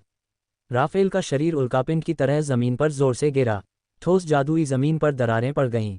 चेनरुई चमकी और राफेल के सामने उतरी। राफेल धीरे से खड़ा हुआ। उसकी नाक का पुल टेढ़ा था और उसके शरीर के कई हिस्सों में असामान्य विकृतियां थीं। बस एक ही अपवाद था कि खून नहीं निकला था। फिर वे विकृत हिस्से नंगी आंखों से दिखाई देने वाली गति से जल्दी ठीक हो गए। पहले से बस एक ही अंतर था, उसकी उग्र निगाहें। हालांकि एक प्रकाश शरीर की रिकवरी चोट से पूरी तरह उबर सकती थी, लेकिन दर्द असली था। इस चूहे द्वारा पीटे जाने के दर्द की तुलना में, जिसे वह हमेशा माइकल और गैब्रियल के सामने नीचा समझता था, उसे सबसे ज्यादा शर्म और गुस्सा आ रहा था। मैंने आपको सावधान रहने की याद दिलाई थी, सर राफेल। चेनरुई ने अपना सिर हिलाया। उसका चेहरा बैंगनी ध्रुव तारा परिवर्तन के छज्जे से ढका नहीं था। जाहिर है ये राफेल को जानबूझकर उकसाने की कोशिश थी। मैंने आपकी नाक टेढ़ी करके मारी थी। क्या आप मुझे पलट कर मार सकते हैं? धिक्कार है चूहे पर। राफेल और भी गुस्से से गुर्राया। अपने पैरों की एक थपकी के साथ वह पल भर में चेन रुई के सामने आ गया और एक तूफान जैसा हमला चेन रुई पर छा गया। बेवकूफ़ आदमी, गैब्रियल ने अपना सिर हिलाया। वह वास्तव में ऐसी चाल में फंस गया। माइकल ये भी देख सकता था कि इस समय राफेल गुस्से के मारे अपना संयम खो बैठा था। उसके हमले की दिशा भी प्रतिद्वंद्वी को समझ आ गई थी। हालांकि ऐसा लग रहा था कि उसका पलड़ा भारी है, लेकिन असल में वह धीरे धीरे अपनी पहलकदमी खोता जा रहा था। इसमें कोई शक नहीं कि चेन रुई ने राफेल के हमले की दिशा भांपते हुए मौका देखकर राफेल पर जोरदार घुटने से वार किया। राफेल कुछ कदम लड़खड़ाया, फिर चेन रुई ने मुक्कों की एक श्रृंखला से उसे जीत दिलाए। अंत में उसने राफेल को जमीन पर दूर फेंक दिया। जब राफेल जमीन पर गिरा तो गुस्से में उछलने के बजाय वह पीठ के बल ऐसे पड़ा रहा जैसे वह बेहोश हो। चेन रुई को अचानक किसी प्रकार का खतरनाक संकेत महसूस हुआ, जिससे उसकी भौहें तन गईं, इसलिए उसने और अधिक हमला करने का विचार त्याग दिया। इस समय राफेल की ओर से हंसी की आवाज आई। हाँ, ये हंसी थी। गिरे हुए राफेल सचमुच हंसे। मैं बहुत दिनों से इतना गुस्सा नहीं हुआ था। अभी अभी मैं सचमुच बेकाबू हो गया था। मुझे कहना होगा कि आपकी रणनीति काफ़ी सफल है, कम से कम अब तक तो। ऐसा लगता है कि मैंने हमेशा तुम्हें कम आंका है। हालांकि मुझे नहीं पता कि तुम्हारी ताकत इस हद तक क्यों बढ़ गई है, लेकिन यही बेहतर है। कम से कम इससे मुझे असली लड़ाई लड़ने की इच्छा तो होगी और मुझे अपनी ताकत दबाने की पूरी कोशिश नहीं करनी पड़ेगी ताकि मैं तुम्हें गलती से न मार दूं। राफेल का शरीर धीरे धीरे ऊपर तैरने लगा। उसकी चोटें बहुत पहले ही गायब हो चुकी थीं। उसकी आंखों में गुस्सा भी नहीं दिख रहा था, उसकी जगह एक बर्फीली निगाहें थीं। शायद ये किसी और तरह का गुस्सा था, असली भयानक गुस्सा। चेन रुई की भौहें थोड़ी सिकुड़ गईं। उसे उम्मीद नहीं थी कि राफेल इतनी जल्दी अपना संयम वापस पा लेगा। राफेल की पीठ पर 6 जोड़ी शुद्ध सफ़ेद पंख फैले हुए थे और उसका शरीर तुरंत ही सुंदर डिज़ाइन वाले चांदी के कवच से ढक गया। ये पवित्र और गंभीर लग रहा था। आखिरकार अब वह साफ है। माइकल ने धीरे से सिर हिलाया, और राफेल भी गंभीर लग रहा है। ये लड़ाई उम्मीद से ज़्यादा दिलचस्प है। गैब्रियल की नज़रें चेन रुई पर टिकी ही नहीं। वो आदमी जो 3 साल पहले सिर्फ अपने हथियार की ताकत पर भरोसा करके उसे काट सकता था, अब उस मुकाम पर पहुंच गया था कि राफेल भी उसे नीची नज़र से नहीं देख सकता था। क्या तुम अब भी कुछ तरकीबें आजमाना चाहते हो? राफेल ने चेन रुई को ठंडेपन से देखा। उसके पूरे शरीर पर शुद्ध सफ़ेद रोशनी फैल रही थी, पूर्ण शक्ति के सामने। सैनिक कभी छल से नहीं थकते। चेन रुई हल्के से मुस्कुराई, लेकिन चूंकि आपने शक्ति कहा तो शुद्ध शक्ति। इतना कहते ही राफेल पहले से ही उसकी आंखों के सामने एक मुक्का लेकर खड़ा था। ये साधारण सा दिखने वाला मुक्का न केवल अपार शक्ति से भरा था, बल्कि इसमें अनगिनत चालें भी थीं। ये हर चकमा देने वाली स्थिति को रोकने के लिए पर्याप्त था। हालांकि ये अगले कदम बेकार साबित हुए, क्योंकि चेन रुई ने जरा भी नहीं चकमा दिया। उसने मुट्ठी से मिलने के लिए अपनी 5 उंगलियां फैला दीं। टकराना। चेन रुई आधा कदम पीछे हटे, लेकिन उन्होंने तुरंत अपने शरीर को स्थिर कर लिया और मुक्का मजबूती से झेल लिया। यह मुक्का एक ऐसा प्रहार था जिसमें पराक्रम की शक्ति समाहित थी, चरम अवस्था का एक वास्तविक प्रहार, जो उस अवस्था से बिल्कुल अलग था जब वह पहले अपना संयम खो बैठा था, फिर भी इसका वास्तव में बलपूर्वक प्रतिरोध किया गया था। जैसे ही राफेल ने भौहें चढ़ाईं, उसने देखा कि प्रतिद्वंद्वी की मुट्ठी बैंगनी तारों की चमक बिखेर रही थी, उसी बल और विधि से उस पर प्रहार कर रही थी। राफेल ने बिना किसी हिचकिचाहट के अपना हाथ आगे बढ़ाया। जिस क्षण उनके हाथ मिले, उसे एक विशाल और विशाल शक्ति का एहसास हुआ जो सीधे उसकी ओर बढ़ रही थी। ये लगभग असहनीय था। उसका दाहिना पैर अपने गुरुत्वाकर्षण केंद्र को स्थिर करने के लिए एक कदम पीछे हटने से खुद को रोक नहीं पाया। दोनों एक ही मुद्रा में गतिरोध की स्थिति में थे। बैंगनी तारों की रोशनी और सफ़ेद रोशनी एक साथ चमक रही थी। कोई खास कौशल नहीं था, बस शुद्ध शक्ति टकराव था। आश्चर्यजनक रूप से दोनों बराबरी पर थे। जमीन पर दरारें पड़ने लगीं। विशाल बल क्षेत्र में बजरी गुरुत्वाकर्षण से धीरे धीरे ऊपर उठती हुई प्रतीत हुई। गैब्रियल की पुतलियां फड़कने लगीं, दरारें ठीक होने लगीं, लेकिन फिर वही दृश्य बार बार दोहराया गया। राफेल की आंखों में हैरानी की झलक दिखाई दी। इतनी ताकत के बावजूद मैं इस चूहे को खत्म नहीं कर सकता। इसके विपरीत उन पर दबाव बढ़ता जा रहा है। यह अब चूहा नहीं रहा, यह एक जानवर है जिसे गंभीरता से लेना होगा। अध्याय 1146, सबसे मजबूत नियंत्रण और गणना। समाचार। चूंकि उपन्यास समाप्त होने वाला है, मैं एक और उपन्यास शुरू कर रहा हूँ, seeking the Tao in the मॉर्टल world. ये भी एक हरम उपन्यास है, लेकिन नायक एक साधना जगत में प्रवेश करता है। इसके अलावा आप हमारे अन्य उपन्यास the first evolution, the righteous players और डैमंस डायरी भी देख सकते हैं। ऊर्जा के 2 विशाल समूह एक दूसरे को रद्द करते रहे। एक धमाके की आवाज के साथ गतिरोध में फंसी दोनों आकृतियों ने एक साथ बल लगाया। वे पीछे हट गए और वापस लौटते हुए गायब हो गए। दोनों आकृतियां बार बार हवा में और जमीन पर अत्यंत तेज गति से एक दूसरे से जुड़ती और अलग होती रहीं। युद्ध देख रहे छद्म देवताओं की तीसरी चरम अवस्था भी, अगर उनका ध्यान केंद्रित न होता तो उस तेज गति वाले प्रक्षेप पथ को कैद नहीं कर पाती। ताकत के मामले में दोनों पक्ष वास्तव में बराबर हैं। माइकल ने ऐसा कहा, लेकिन वह आश्वस्त लग रहा था। दुर्भाग्य से उस आदमी का शक्ति नियंत्रण राफेल के बराबर नहीं है। युद्ध की स्थिति को नियंत्रित करने की बात करें तो राफेल निश्चित रूप से सबसे भयानक अस्तित्व है। 10 मिनट में युद्ध खत्म करने में कोई समस्या नहीं होनी चाहिए। गैब्रियल ने भौहें चढ़ाईं। उसके कुछ बोलने से पहले ही पायथन बोल पड़ा, माइकल, तुम अब भी बहुत उथले हो। अगर तुम लड़ना चाहो तो मैं तुम्हारे साथ चलूंगा, लेकिन मुझे किसी औरत से झगड़ा करने में कोई दिलचस्पी नहीं है। माइकल का मजाक कुछ ज्यादा ही बढ़ गया। गैब्रियल ने असंतुष्ट होकर नाक सिकुड़ी और सुधारा, यह एक औरत है जो जहरीली चालें चलती है। अपनी बातों पर ध्यान दो, माइकल। पाइथन का मुंह थोड़ा सा सिकुड़ गया, आंखें बंद। ओह, अब तो औरत आंखें खोलकर गहरी होने का नाटक करती रहती है। क्या तुम्हें भी लगता है कि वो जरूर हार जाएगा? जरूरी नहीं। गैब्रियल का जवाब माइकल की उम्मीदों से कहीं बढ़कर था, और पायथन और भी अधिक अर्थपूर्ण ढंग से मुस्कुराया। ये यकीन करना मुश्किल है कि तुम इतना गलत अनुमान लगाओगे, गैब्रियल। माइकल ने सिर हिलाया। वह आदमी वाकई राफेल से तेज है। उसने कई बार आसन्न खतरों को भी बलपूर्वक ध्वस्त कर दिया, लेकिन तुम्हें राफेल की क्षमता के बारे में बिल्कुल स्पष्ट होना चाहिए। वह भी तो बस अपने प्रतिद्वंदी को परख रहा है। एक बार जब वह सचमुच अपनी धार दिखा देगा तो जीत पक्की है। पहले यह मत कहना कि यह गलत है या नहीं। गैब्रियल ने अखाड़े में तेज तर्रार आकृति को देखा। मैं फिलहाल बाकी चीज़ों के बारे में निश्चित नहीं हो सकता। गति के मामले में उस आदमी ने अभी तक अपनी असली ताकत नहीं दिखाई है। माइकल स्तब्ध रह गया। इस समय अखाड़े में युद्ध का माहौल बदल चुका था। चेन रूई अचानक हवा में लगातार हो रही चटकने की आवाज के बीच गिर पड़ा। उसने बड़ी मुश्किल से करवट ली, एक घुटने के बल बैठा और अपने शरीर को स्थिर किया। वह स्तब्ध सा लग रहा था। तुम्हारी पिछली ताकत कहाँ चली गई? राफेल हवा में तैर रहा था, चेन रूई को देख रहा था। उसकी आंखों में हल्की सी मजाक की झलक थी। तुम्हारी समय की ताकत का क्या? और reflection might, tower of glory जैसी तरकीबें, तुम उनका इस्तेमाल क्यों नहीं करते? चेन रूई धीरे से खड़ी हुई और राफेल की तरफ देखा। क्या तुम सच में चाहते हो कि मैं उन शक्तियों का इस्तेमाल करूं? असल में मैं तुम्हें उनके बिना भी हरा सकती हूं। मुझे हराओ। राफेल का मजाकिया अंदाज और भी मजबूत हो गया। क्या तुम्हें अभी तक कुछ समझ नहीं आया? वाकई एक असहज एहसास है। यह एहसास तो होना चाहिए।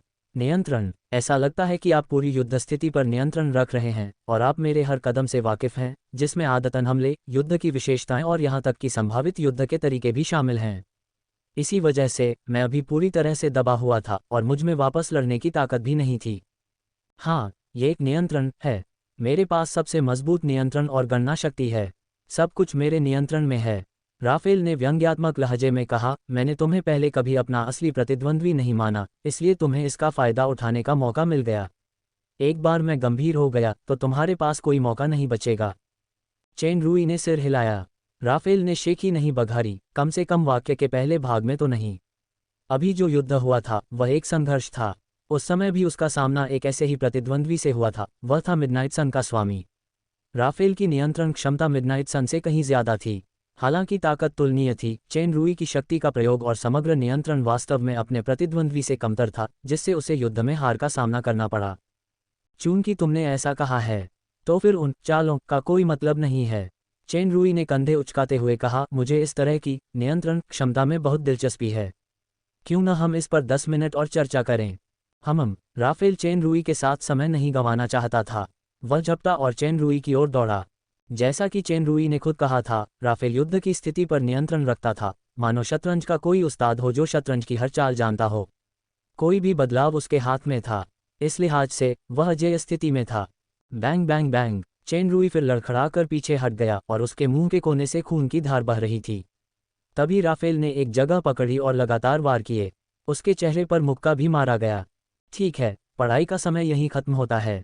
चेन रूई ने अपने मुंह से खून पोंछा। ये ट्यूशन फीस है। मुझे समझ नहीं आ रहा कि तुम्हारा क्या मतलब है, लेकिन मेरा मतलब बिल्कुल साफ है। राफेल ने अपनी मुट्ठियां भींच ली और कड़कड़ाते हुए बोला, मैंने कहा था मैं तुम्हें 10 मिनट खेलने दूंगा और मैं तुम्हें दिव्य उपचार का इस्तेमाल करने दूंगा। कहीं ऐसा न हो कि मैं पूरा मजा लेने से पहले ही तुम गिर जाओ। मेरा मतलब है आपकी गणना और नियंत्रण क्षमता बहुत मजबूत है। आपके द्वारा स्थापित लय में प्रतिद्वंद्वी को लाना आसान है और उससे बाहर निकलना मुश्किल है। हालांकि आपकी गणना करने की क्षमता सबसे मजबूत नहीं है। क्या ये हो सकता है कि आपकी गणना क्षमता मुझसे भी बेहतर हो? बिल्कुल, चेन रूई ने बेरुखी से कहा, तो अगली बार तुम इतने आराम से नहीं रहोगे। चलो साथ मिलकर दुख सहते हैं। बकवास। राफेल एक पल में चेन रूई के सामने प्रकट हुआ और दोनों मुंह के एक साथ चले, लेकिन चेन रूई ने अपनी कल्पना के अनुसार न तो कोई करवट ली और न ही पीछे हटा। इसके बजाय उसने अपनी बाहों को बगलों में दबाकर उसी समय उसका सिर मारा, जिससे राफेल चक्कर खा गया। राफेल ने चेन रूई को जोर से दूर धकेल दिया। जैसे ही वह जवाबी हमला करने वाला था, उसने अचानक सतर्कता से अपना शरीर ऊपर उठाया, पैरों में कोड़े लगने से बचते हुए। जैसे ही वह ऊपर उड़ा, उसकी दृष्टि पूरी तरह से ठीक होने से पहले ही उसे फिर से खतरे का आभास हुआ। हालांकि इस बार वह समय पर प्रतिक्रिया नहीं दे सका और उसकी पीठ पर एक जोरदार वार हुआ। राफेल का शरीर तेजी से गिरा, एक साथ उसके हाथ और पैर जमीन पर आ गिरे। उसने बल का इस्तेमाल किया और चेन रूई को धक्का देकर दूर धकेल दिया, जो उसका पीछा कर रहा था। जैसे ही वह पीछा करने वाला था, चेन रूई अप्रत्याशित रूप से बगल में प्रकट हो गया। राफेल ने अनजाने में अपनी पसलियों की रक्षा की, लेकिन चेन रूई अप्रत्याशित रूप से नीचे झुक गया, उसके घुटने पर लात मारी और उसे फिर से लात मारकर दूर भगा दिया। लड़ाई बहुत जोरदार थी। ग्रैंड स्टैंड पर पायाथन ने हल्के से मुस्कुराते हुए कहा, इसमें कोई संदेह नहीं कि उसकी गति पहले से अधिक तेज है। हम आत्मसंतुष्ट मत हो, गैब्रियल ने ठंडे स्वर में कहा, सब देख सकते हैं कि बात सिर्फ गति की नहीं है। दरअसल उसकी गति अभी चरम अवस्था से बहुत दूर है। मैं उसकी शक्ति की बात कर रहा हूं, जो काफी बेहतर हुई है, और लगता है उसने राफेल की चालबाजियों को भांप लिया है। उसने जो हमले के तरीके अपनाए हैं, वे और भी अजीब और अप्रत्याशित हैं। अगर वह इसी तरह लड़ता रहा तो राफेल अब पूरी तरह से नियंत्रण नहीं कर पाएगा। माइकल ने और भी जोर से कहा, वह आदमी असल में राफेल को प्रशिक्षण के रूप में इस्तेमाल कर रहा है। हाँ, चेन रूई यही सोच रहा था। राफेल छद्म देवता के चरम पर था। वह आथर से बेहद नफरत करता था, इसलिए वह अपनी शक्ति को रोक कर नहीं रख सकता था। हालांकि स्नोडेलेट पेड़ों की वजह से चेन रूई पर हमला करने से उसका पीछे हटना लाजमी था। इस तरह का वास्तविक युद्ध द्वंद्व मिलना मुश्किल था। राफेल को भी इसका एहसास हुआ। वह गुस्से से चिल्लाया और उसके हाथ में एक चांदी की लंबी छड़ी आ गई। जैसे ही उसने अपनी ओर दौड़ते हुए चेन रूई की ओर इशारा किया, तो उसमें से एक हल्की गड़गड़ाहट सी निकली। चेन रूई इस बदलाव से थोड़ा हैरान हुआ। उसने तुरंत नॉर्थ सी निकाला और लंबी छड़ी को रोकने के लिए उसे पार कर दिया। लंबी छड़ी से एक शक्तिशाली झटका आया। चेन रूई ने एक बैकफ्लिप मारा और वह हवा में तैरने लगा। क्यों सर राफेल, क्या आप हाथापाई जारी नहीं रखना चाहते? धिक्कार है, मेरे पास तुम्हारे साथ इस तरह उलझने का समय नहीं है। राफेल की आवाज़ खास तौर पर उदास थी। उसे इस दुश्मन के बढ़ते और बदलते रूप का गहरा एहसास था। अगर ऐसा ही चलता रहा तो वह अपनी ही योजना में फंस जाएगा। हालांकि अभी तेज गति की लड़ाई चल रही थी। 10 मिनट में से सिर्फ आधे ही बचे थे। राफेल अब बकवास नहीं कर रहा था। उसने एक लंबी छड़ी से इशारा किया और उसकी संख्या हजारों में बदल गई। विश्लेषणात्मक आंखों की गहराई में ये छवियां वास्तव में अनगिनत प्राचीन रून थीं जो फैली हुई थीं। हजारों राफेल प्रकाश धाराओं में बदल गए और रहस्यमय पथों में गुंथ गए। चेन रूई को लगा जैसे उसका शरीर कस गया हो, मानो उसे आपस में गुंथी हुई प्रकाश धाराओं के एक विशाल जाल ने कसकर जकड़ लिया हो। उस तरह का संयम भाव और भी गहरा होता गया। तेज गति से चमकती प्रकाश धाराएं आपस में गुंथकर एक भव्य और विशाल सिंहासन का रूप ले रही थीं। राफेल का असली शरीर अब सिंहासन पर था और उसकी दीप्तिमान चमक शानदार लग रही थी। हाथ में चांदी की लंबी छड़ी लिए वह मानो किसी देवता जैसा लग रहा था। अज्ञानी लोग जो अपनी मूर्खता पर आनंदित होते हैं और फिर भी नहीं जागते, वे मृत पशुओं के समान हैं। परमेश्वर संसार पर दया करता है, परंतु दुष्टों और धोखेबाज पापियों पर नहीं।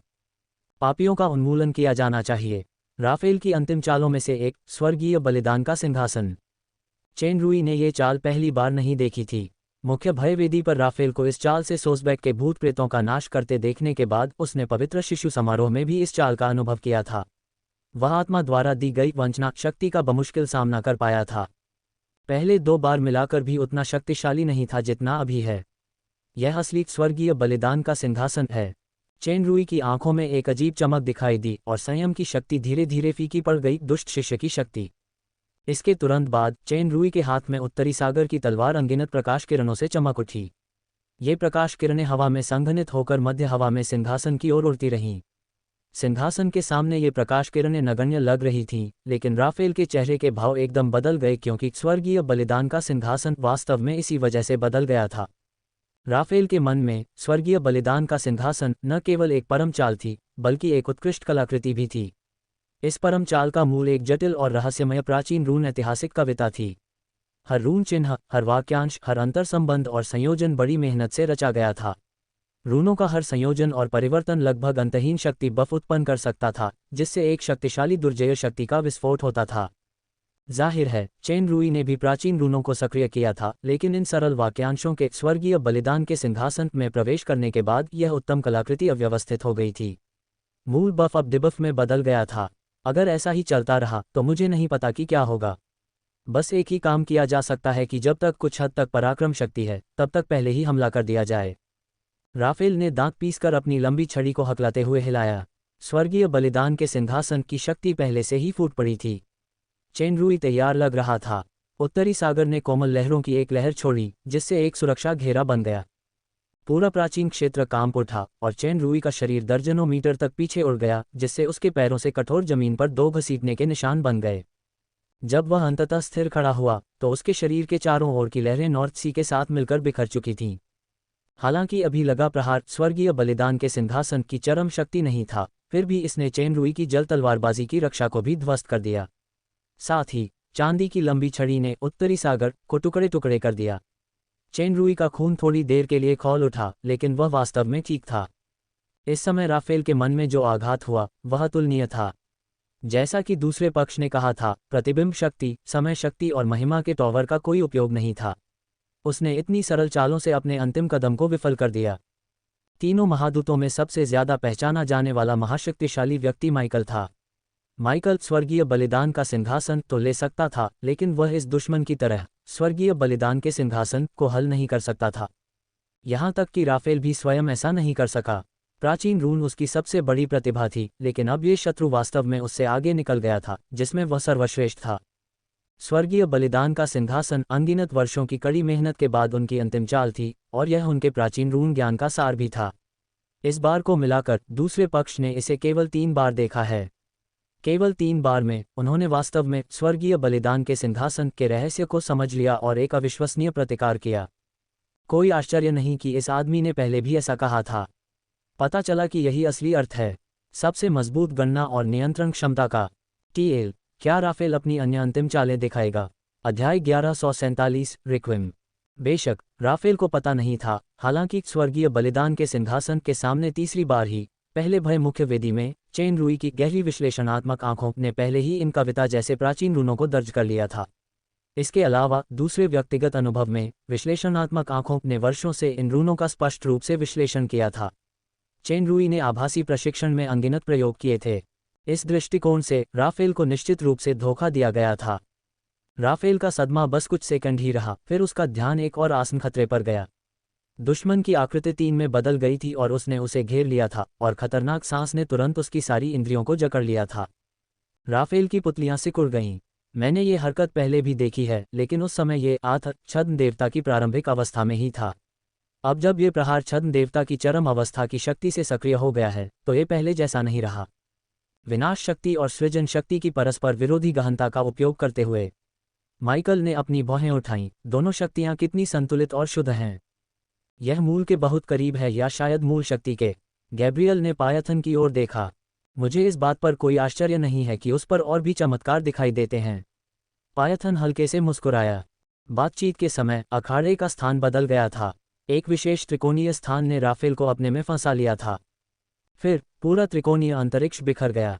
राफेल भी टुकड़ों में बिखर गया, अनगिनत प्रकाश किरणों में बिखर गया और तेजी से धुंधला हो गया। संपूर्ण प्राचीन क्षेत्र का केंद्र एक शून्य जैसा अस्तित्व बन गया था। इस अस्तित्व में शून्य के बाहर का कोई भी पदार्थ पूरी तरह से प्रतिकर्षित और आभासी हो जाता था। आयाम विनाश। चेन रूई की 3 अतिव्यापी छवियां जल्द ही एक में विलीन हो गईं, और वैक्यूम ने अभी भी अपनी शक्ति बनाए रखी। काफी समय बाद अंतरिक्ष धीरे धीरे ठीक हो गया। जो सफेद रोशनी बिखर कर गायब हो गई थी, वह फिर से चमक उठी। प्रकाश की अनगिनत किरणें हवा में इकट्ठा होकर राफेल के रूप में लौट आईं। माइकल ने सिर हिलाया और कहा, अभी जो चाल चली है वह थोड़ी दिलचस्प है, लेकिन दुर्भाग्य से राफेल के पास बॉडी ऑफ लाइट रिकवरी है, जो लगभग अमर है। बस इसी से वह अजेय हो सकता है। अजेय? पायथन की आवाज में तिरस्कार का भाव था। एक और व्यक्ति जिसके पास भी अमर शक्ति थी उसे चेन रुई ने पहले ही नष्ट कर दिया था। उस समय उसकी शक्ति अब की तुलना में बहुत कम थी। ठीक हुए राफेल के दांत पीसते हुए लग रहे थे। सच कहें तो वह पहले की तरह पूरी तरह ठीक नहीं हुआ था। उसका शरीर आड़े तिरछे घावों और तलवार के घावों से भरा हुआ था। हालांकि तलवार के घाव अभी भी धीरे धीरे भर रहे थे, फिर भी यह स्पष्ट था कि राफेल को बहुत तकलीफ हुई थी। ये जख्म कोई साधारण नहीं थे। चेन रुई के हाथ में एक तलवार थी। तलवार का शरीर सफ़ेद था और उस पर दो अजीबोगरीब निशान उकेरे हुए थे। क्विलोन दो स्वर्गदूतों की तरह थे जो एक दूसरे से सटे हुए थे और प्राचीन और रहस्यमय लग रहे थे। ये तलवार, राफेल अविश्वास से तलवार को घूर रहा था। आयाम विनाश अभी अभी इसी तलवार से छोड़ा गया था और इसने दुष्ट शिष्य की शक्ति को भी नष्ट कर दिया। इसने न केवल प्रकाश शरीर पुनर्प्राप्ति को काफ़ी हद तक रोक दिया, बल्कि उसकी आत्मा को भी लगभग टुकड़े टुकड़े कर दिया। वह अपने शरीर को पुनः प्राप्त करने में लगभग असमर्थ हो गया था। लाइट बैज, माइकल भी हैरान था। उसने लाइट डिविनिटी टेम्पल में इस दुश्मन की अर्थ बैज को सक्रिय करने की शक्ति देखी थी।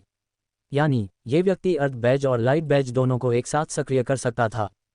सिर्फ गिरे हुए फरिश्ते की तलवार ही नहीं, गैब्रियल ने उदासीनता से कहा, उसके पैरों में पवन चिन्ह भी होना चाहिए था, लेकिन वह विश्वास के कवच से छिपा हुआ था।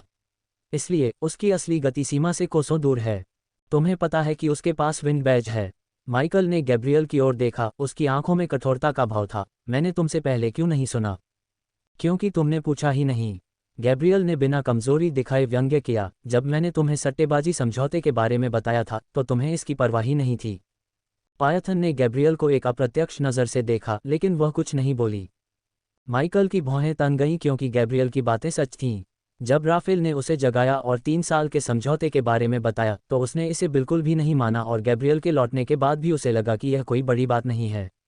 पवित्र प्रकाश पर्वत को कुछ बार विचलित करने वाला आथक ज्यादा से ज्यादा एक राक्षस था जो अभी अभी छद्म देवता के प्रारंभिक चरण में पहुंचा था, इसलिए इसे गंभीरता से लेने लायक नहीं था। दूसरी ओर पाइथन, जो बदला लेने के लिए फिर से पवित्र प्रकाश पर्वत में घुस सकता था, उसे थोड़ा सतर्क कर रहा था। उसने कभी नहीं सोचा था कि पाइथन, जिसे उससे दुश्मनी करनी चाहिए थी, आज इस राक्षस के साथ मिल जाएगा। इस राक्षस ने जो आश्चर्य पैदा किया वह बहुत ज्यादा था, सिर्फ ताकत से ज्यादा। धिक्कार है शैतान पर। राफेल की आंखें जलने वाली थीं। अब उसके पास बस एक ही सबसे मजबूत विचार था, ये दुश्मन प्रकाश शरीर की रिकवरी को रोक सकता है, इसलिए ये शर्म की बात नहीं बल्कि सबसे बड़ा खतरा है। चाहे वह कोई भी हो, उसे मरना ही होगा। राफेल के पीछे के 12 सफ़ेद पंख सफ़ेद लपटों से जल उठे। उसकी सफ़ेद पुतलियां अचानक काली पड़ गईं और उसके शरीर पर चांदी जैसी बिजली चमक उठी। पवित्र प्रकाश पर्वत फिर से गूंज उठा। आकाश में सूर्य ने अचानक बिजली चमकाए। उसकी सांसें तुरंत एक बेहद भयानक स्तर पर पहुंच गईं, जो माइकल द्वारा सक्रिय की गई पिछली शानदार प्रकाश क्षमा से लगभग कम नहीं थी। यह आदमी राफेल सचमुच पूरी ताकत लगा देता है, माइकल ने आश्चर्य से कहा। इस क्षण चेन रुई को संकट का गहरा एहसास हुआ। राफेल ने पवित्र प्रकाश पर्वत, जो एक उपराज्य शक्ति थी, की आस्था का उपयोग करके शक्तिशाली आत्मिक शक्ति को जलाने और उलटने के लिए प्रकाश पुनर्प्राप्ति का शरीर का उपयोग किया, जिससे जीवन और मृत्यु के बीच एक प्रकार की भयावह शक्ति का निर्माण हुआ। उसी तरह राफेल को भी बड़ी कीमत चुकानी पड़ी। अगर चेन रुई मारा जाता तो स्नोडालेट के पेड़ भी नष्ट हो जाते, लेकिन ये करूब स्पष्ट रूप से हताश था। उसके लिए ये दुश्मन जो उसकी अमरता को रोक सकता था, सबसे बड़ा संकट था और उसे हर कीमत पर मिटाना जरूरी था। क्या मुझे उसे रोकना चाहिए? गैब्रियल की आंखें चमक रही थीं और उसके हाथ में पहले से ही एक सर्पिलाकार बैंगनी लंबी तलवार थी जिसके किनारे पर एक बेहद तेज चांदी का ब्लेड था। ये पवित्र गीत तलवार थी। चलो पहले इस पर एक नज़र डालते हैं। यह माइकल ने नहीं बल्कि पायथन ने कहा था। माइकल चौंका। तुम्हारा क्या मतलब है? मैं जो कहना चाहता हूँ वो ये है, दरअसल मैंने सारियल को नहीं हराया था। पायथन की मुस्कुराहट स्पष्ट थी, लेकिन उसने। गैब्रियल और माइकल दोनों हैरान थे। असल में उसने ही सारियल को हराया था। सारियल के पास मौजूद चंद्र आत्मा का शरीर भी लगभग अमर है, राफेल के प्रकाश पुनर्प्राप्ति शरीर के बराबर। हालांकि सारियल भी। दोनों के सदमे से पायथन काफी संतुष्ट हो गया। बेशक वह ये नहीं कहेगी कि चेन रुई ने सारियल को मारने के लिए उसे धोखे से भयानक तैरते हुए देश में ले आया था, लेकिन असल में सारियल सचमुच मर चुका था और चेन रुई और वह भी जिंदा थे।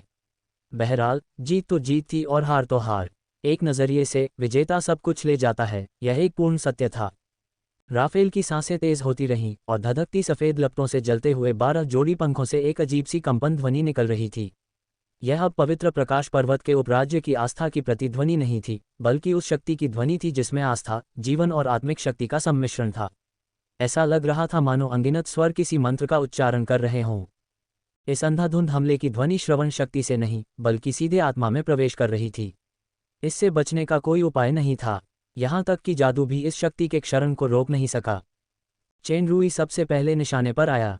उसके मन में संकट की एक अभूतपूर्व भावना उमड़ पड़ी। ये चाल स्वर्गीय बलिदान का सिंहासन नहीं थी, इसलिए इससे निपटना असंभव था। वह इसका सामना केवल अकेले ही कर सकता था।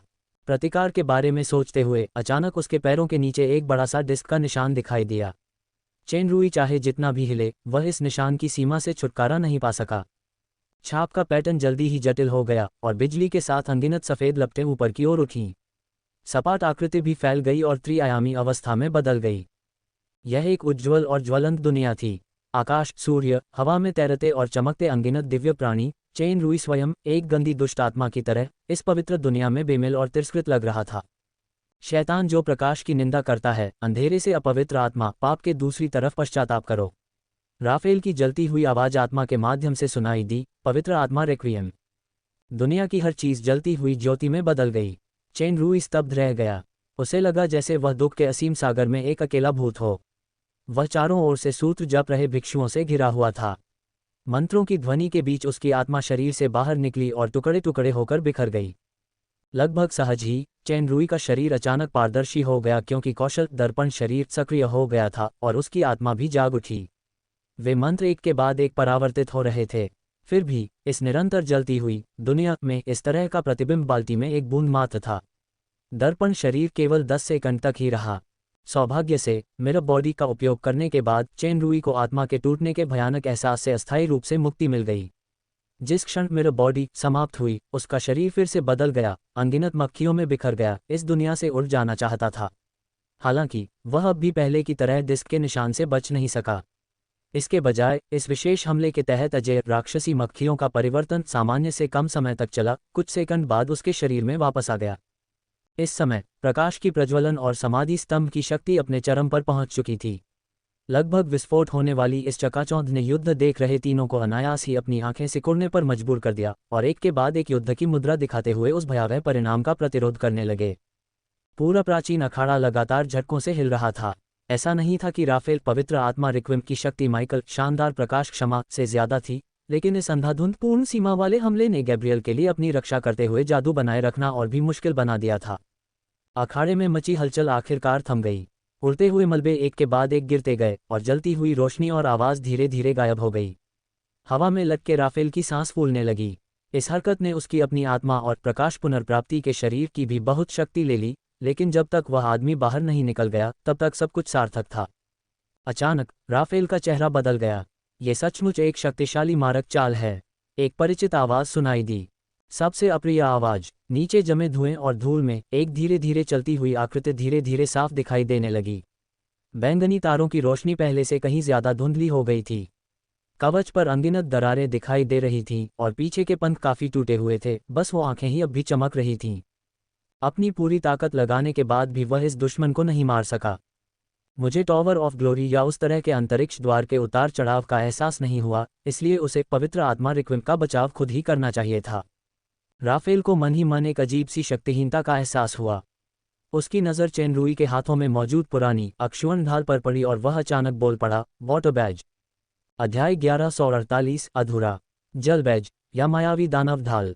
सख्ती से कहें तो इन 7 कलाकृतियों को केवल अर्ध कलाकृतियां ही माना जा सकता है, लेकिन कुछ मामलों में कलाकृतियां भी उनकी बराबरी नहीं कर सकतीं।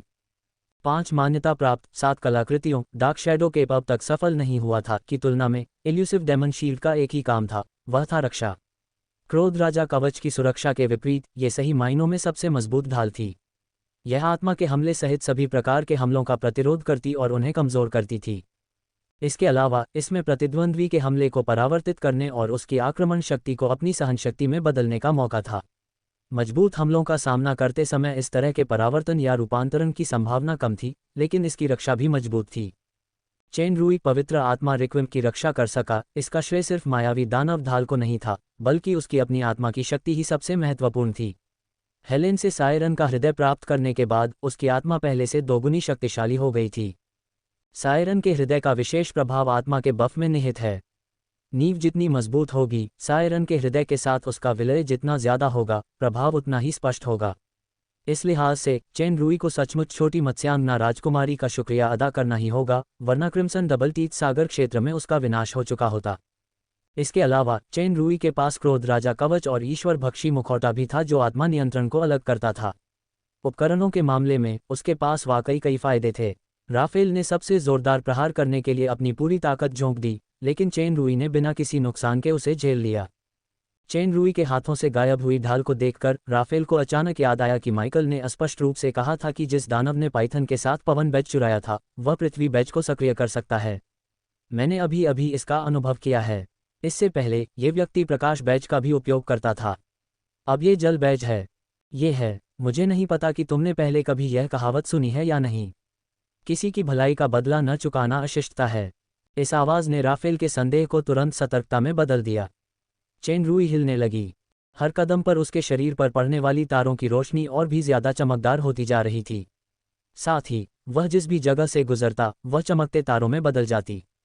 इससे पहले कि वह राफेल के पास जाता, उसके पीछे सितारों का एक विशाल समुद्र पहले से ही मौजूद था।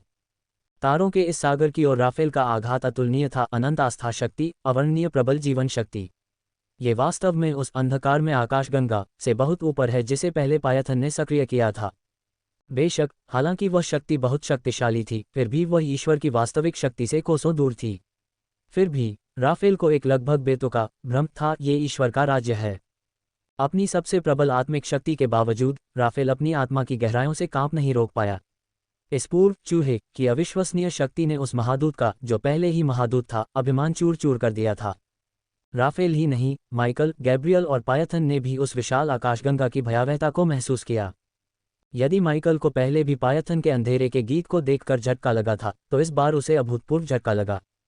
ये पता चला कि वह मैं नहीं था जो ईश्वर के सबसे करीब था, पायथन भी नहीं, बल्कि वह था। बिल्कुल सही, जरूर वह होगा। ये व्यक्ति जिसे गायब हो जाना चाहिए था, जब वह मेरे सामने पुनः प्रकट हुआ, तो वास्तव में वह मुझसे कहीं अधिक श्रेष्ठ था। एक बार और माइकल ने अपनी मुट्ठी इतनी जोर से भींच ली कि उसका पूरा हाथ हल्का सा कंपने लगा। गैब्रियल की सांसें जलती हुई प्रतीत हो रही थीं, लेकिन पवित्र गीत तलवार ने विपरीत शीतलता दिखाए। पाइथन की आंखें चमक उठीं।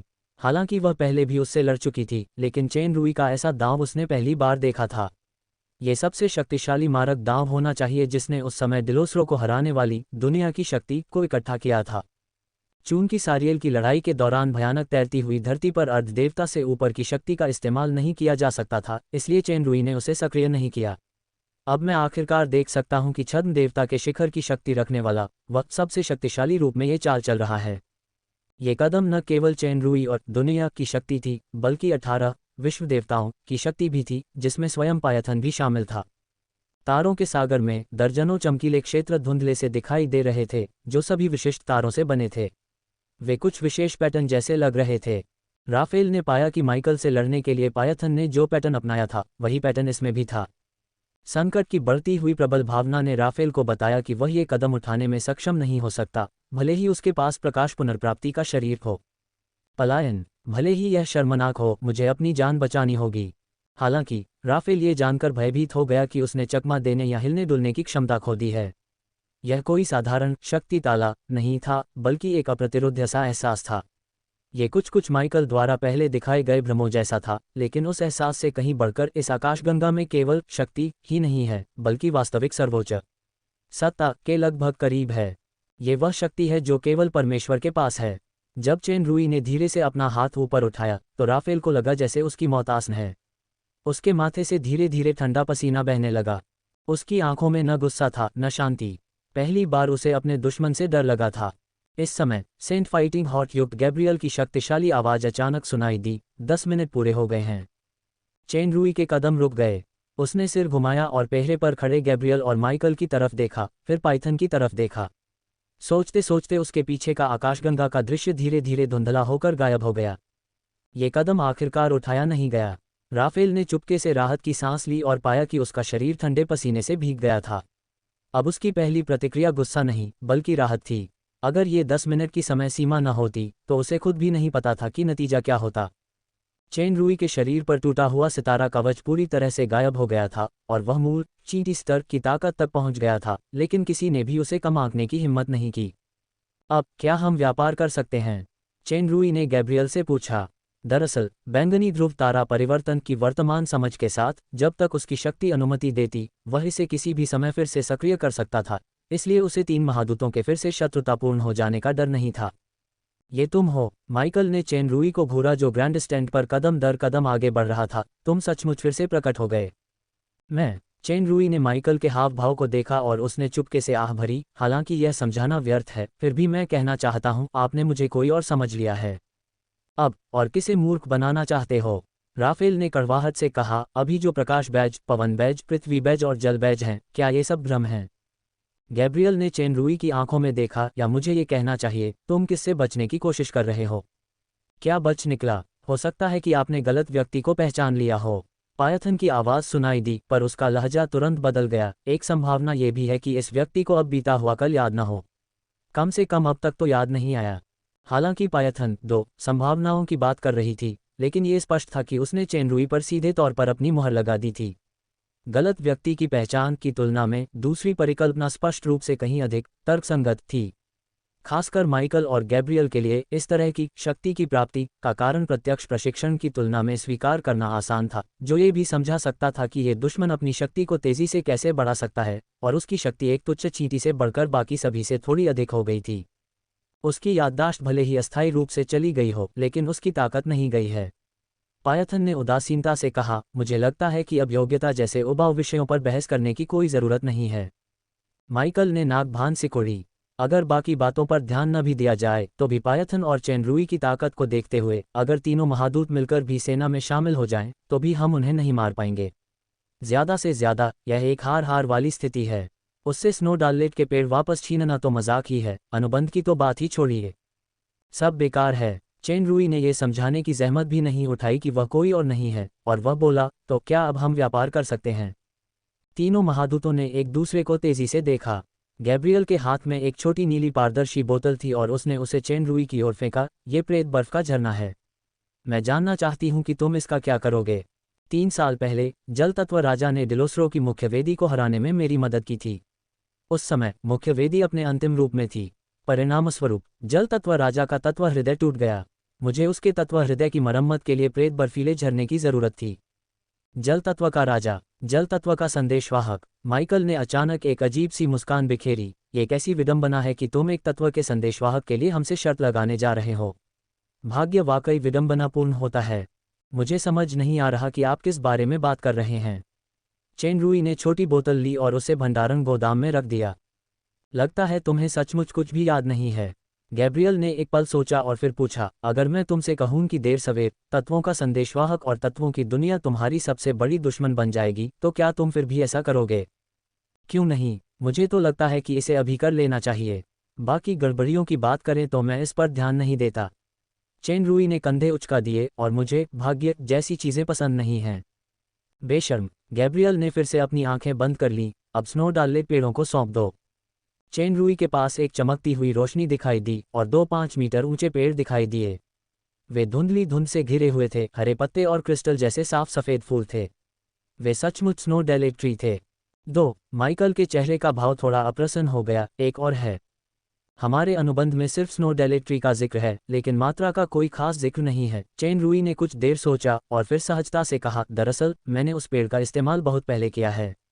उस समय मुझे अपनी ताकत वापस पाने के लिए इसका इस्तेमाल करना ज़रूरी था। यही असली वजह है कि मैं सबसे पहले डिविनिटी सील समिट में घुस गया। स्नो डाललेट ट्री एक ऐसे स्तर का आस्था प्राणी था जो स्टार कॉन्फरिंग प्लेटफॉर्म पर सभी स्टार पदों की मांग को 30% तक कम कर सकता था, प्रभाव को 30% तक बढ़ा सकता था, और राज्य में आस्था क्रिस्टल की दैनिक पीढ़ी को 30% तक बढ़ा सकता था। एक पेड़ का भी यही असर होता, इसलिए चेन रूई ने जानबूझकर एक पेड़ नहीं दिया। तीनों महादूतों ने जानबूझकर योग्यता का इस्तेमाल करके मुश्किलें बढ़ा दी और उसे बिना शर्त स्नो डाललेट के पेड़ सौंपने के लिए मजबूर करने की कोशिश की। चेन रूई का मतलब भी पारस्परिकता ही माना जाता था। अनुबंध में 3 पेड़ का जिक्र नहीं था, इसलिए माइकल को 2 स्नो डाललेट पेड़ स्वीकार करने पड़े। दरअसल ये चेन रूई और पायथन की ताकत की वजह से ही था, वरना उनके लिए सुरक्षित निकलना भी मुश्किल होता। सौदेबाजी तो दूर की बात थी। हालांकि वे थोड़े असंतुष्ट थे, फिर भी स्नोडालेट पेड़ों के नुकसान और उनकी वापसी ने आखिरकार पवित्र चर्च की सबसे बड़ी समस्या का समाधान कर दिया। माइकल ने उदास चेहरे के साथ कहा, अब जब सौदा हो गया है तो आप जा सकते हैं। अगली बार जब हम मिलेंगे तो मैं इतना विनम्र नहीं रहूंगा। पहली बार हमारे पास एक समान विचार है।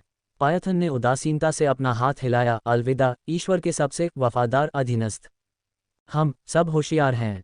यह विडंबना तुम्हारी अपनी उथल पुथल ही दिखाएगी। हालांकि राफेल के मन में अभी भी थोड़ा डर था, लेकिन उसकी गति में कमजोरी तो नहीं दिख रही थी।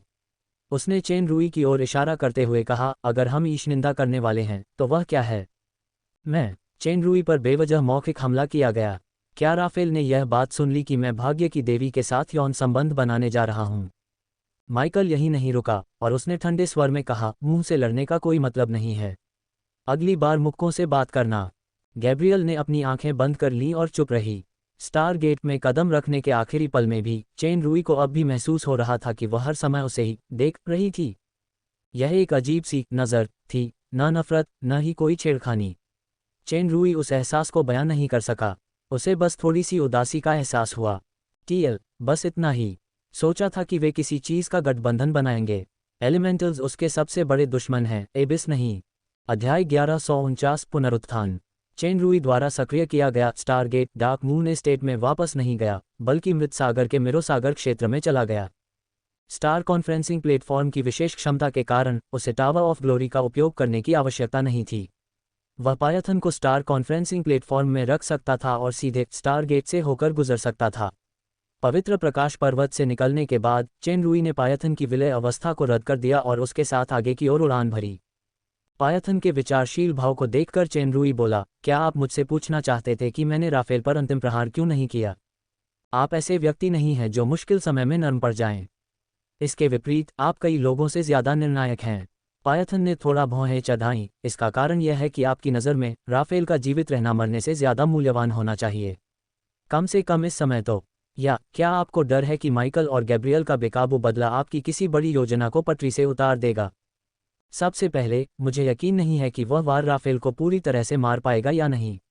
आखिरकार हम अभी पवित्र प्रकाश पर्वत पर थे। राफेल का शरीर सारियल जैसा ही विशेष है, खासकर अगर उपराज्य नष्ट न हो। इसके अलावा, जैसा कि आप कल्पना कर सकते हैं, मैं अभी तीनों महादूतों के साथ एक अनसुलझी नफरत नहीं रखना चाहता, जिसके अप्रत्याशित परिणाम होंगे। क्या आपको चिंता है कि इससे मानव जगत और दानव लोक के बीच एक दीर्घकालिक अतिस्तरीय युद्ध छिड़ जाएगा, जिसमें दोनों पक्षों की जीवन शक्ति का अत्यधिक दोहन हो जाएगा? भविष्य में आने वाले रसातल से निपटने में असमर्थता। हाँ, किसी कारण से मानव और दानव लोक के बीच हर 500 साल में एक रास्ता खुलेगा और एक भयंकर युद्ध होगा। आपके अनुसार ये वास्तव में एक ऐसा युद्ध है जिसमें न तो कोई जीत है और न ही कोई हार।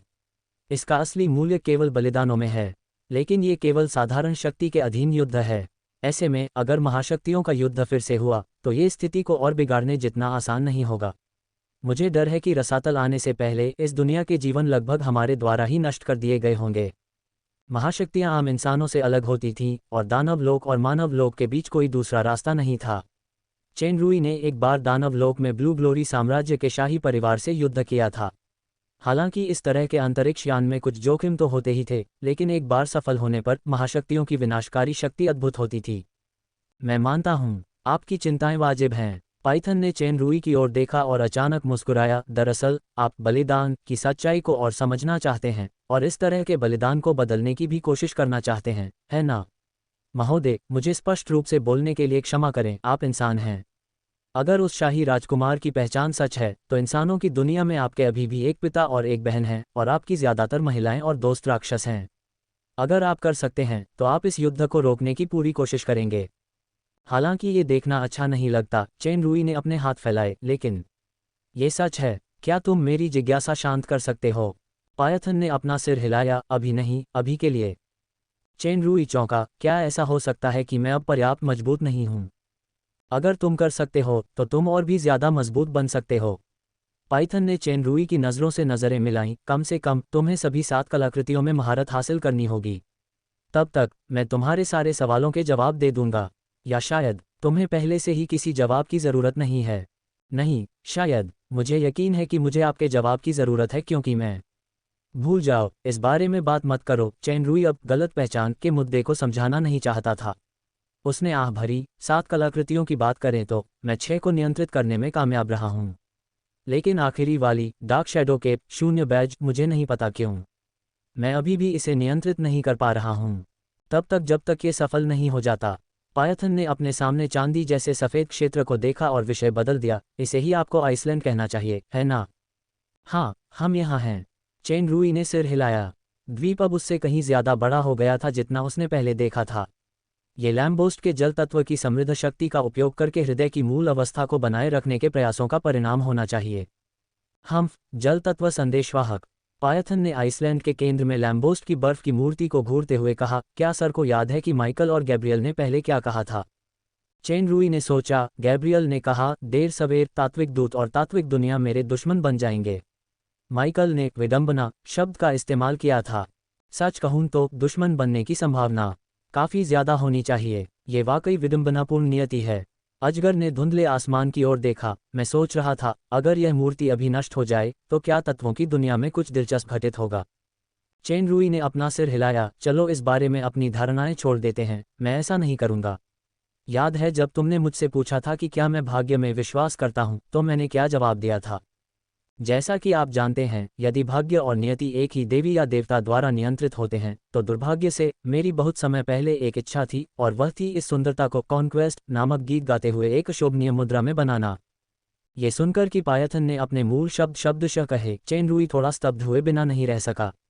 पायथन के मुंह से एक अजीब सा उपहासपूर्ण भाव निकला। तुम भाग्य की देवी को भी लालच देने की हिम्मत करते हो? तुम्हारे अपने शब्दों में पूरी तरह से विकृत जैसे वाक्यांश अब सर के चरित्र और ईमानदारी का वर्णन नहीं कर सकते। ठीक है, मैं आपकी प्रशंसा स्वीकार करता हूँ। चेन रूई ने कंधे उचकाए और आह भरी। मुझे नहीं पता कि भविष्य में क्या होगा। चूंकि मैंने अपना चुनाव कर लिया है, इसलिए मुझे इसका पछतावा नहीं होगा। पाइथन थोड़ा चौंक गई, मानो उसे अचानक कुछ याद आ गया हो और उसकी आंखें थोड़ी धुंधली हो गईं। चेन रूई ने पायथन की भावनाओं पर ध्यान नहीं दिया क्योंकि उसका ध्यान लैम्बोस्ट की बर्फ की मूर्ति पर था। उसने गोदाम से छोटी नीली पारदर्शी बोतल निकाली। जैसे ही उसने कॉक खोला, एक हल्का नीला तरल अपने आप बाहर निकला, बर्फ की मूर्ति में डूब गया और तुरंत अवशोषित हो गया।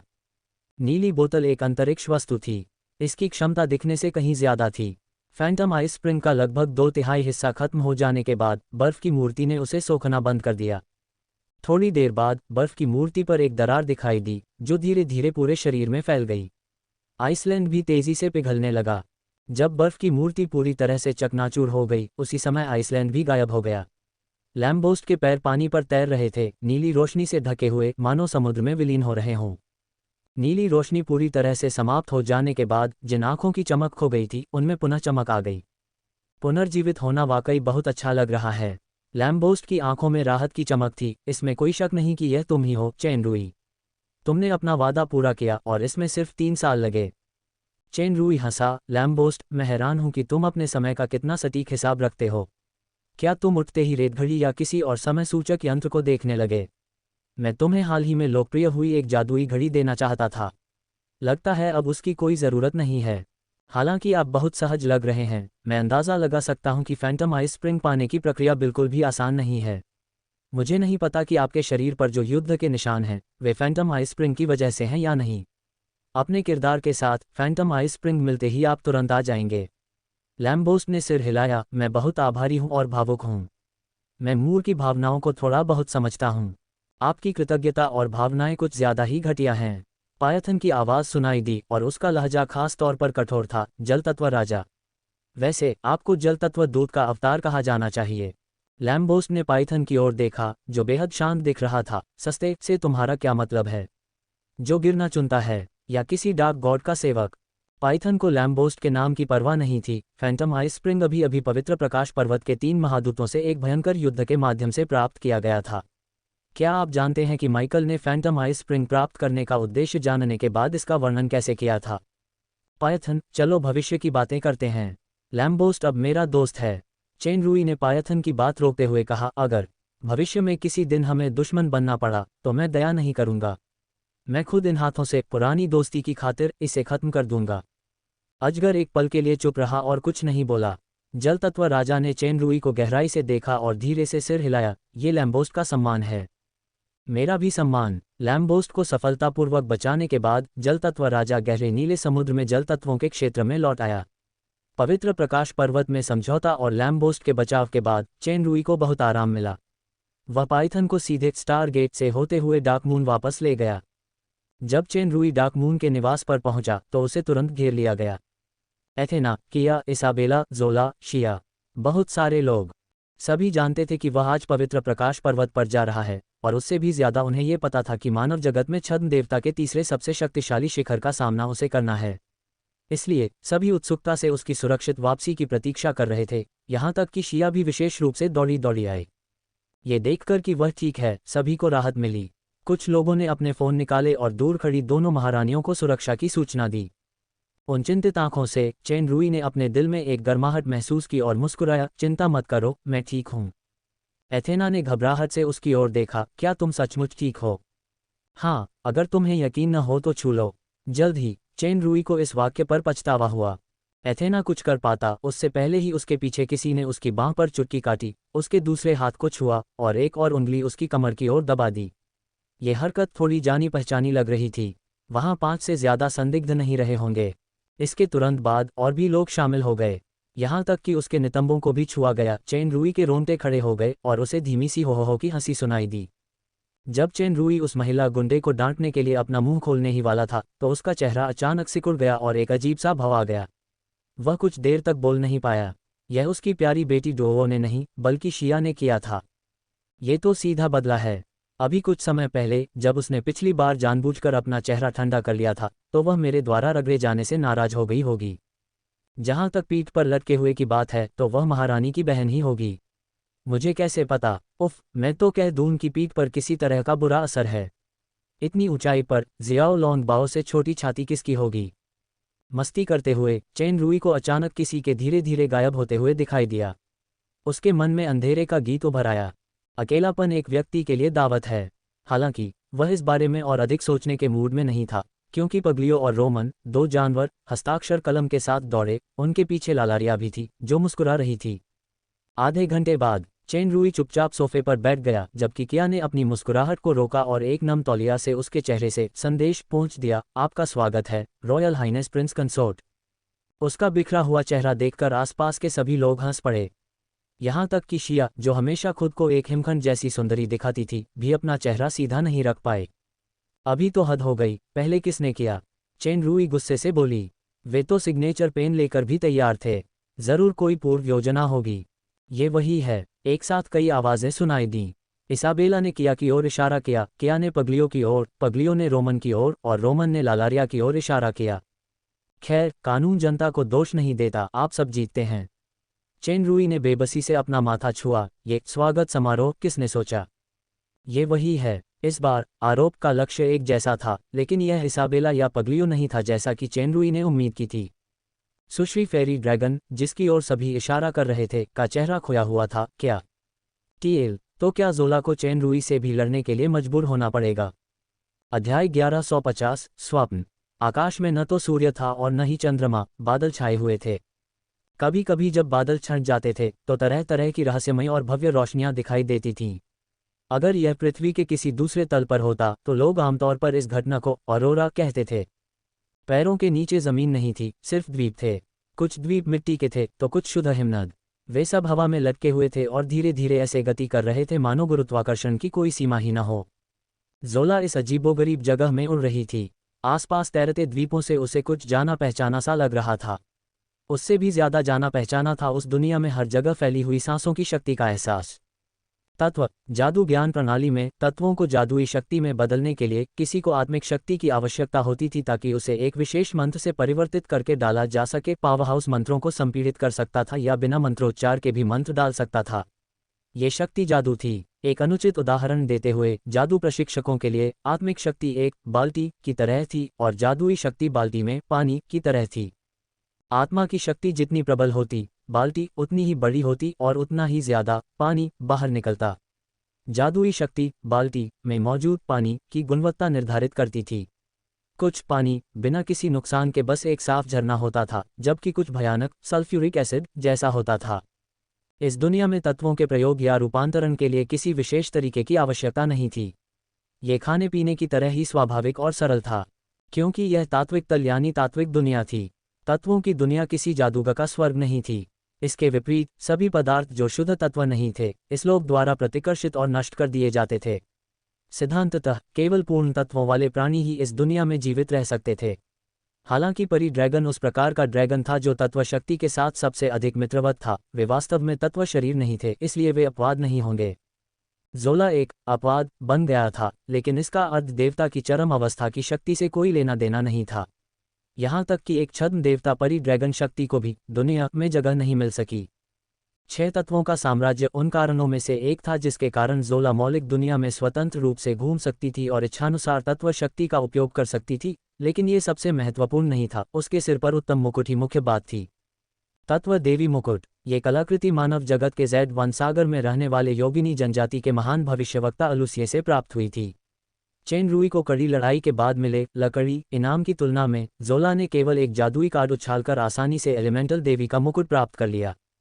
बहुत आसान। अलूशियर ने एक बार कहा था, जब आप शक्ति स्वीकार करते हैं तो आप दिए गए भाग्य की जिम्मेदारी भी स्वीकार करते हैं।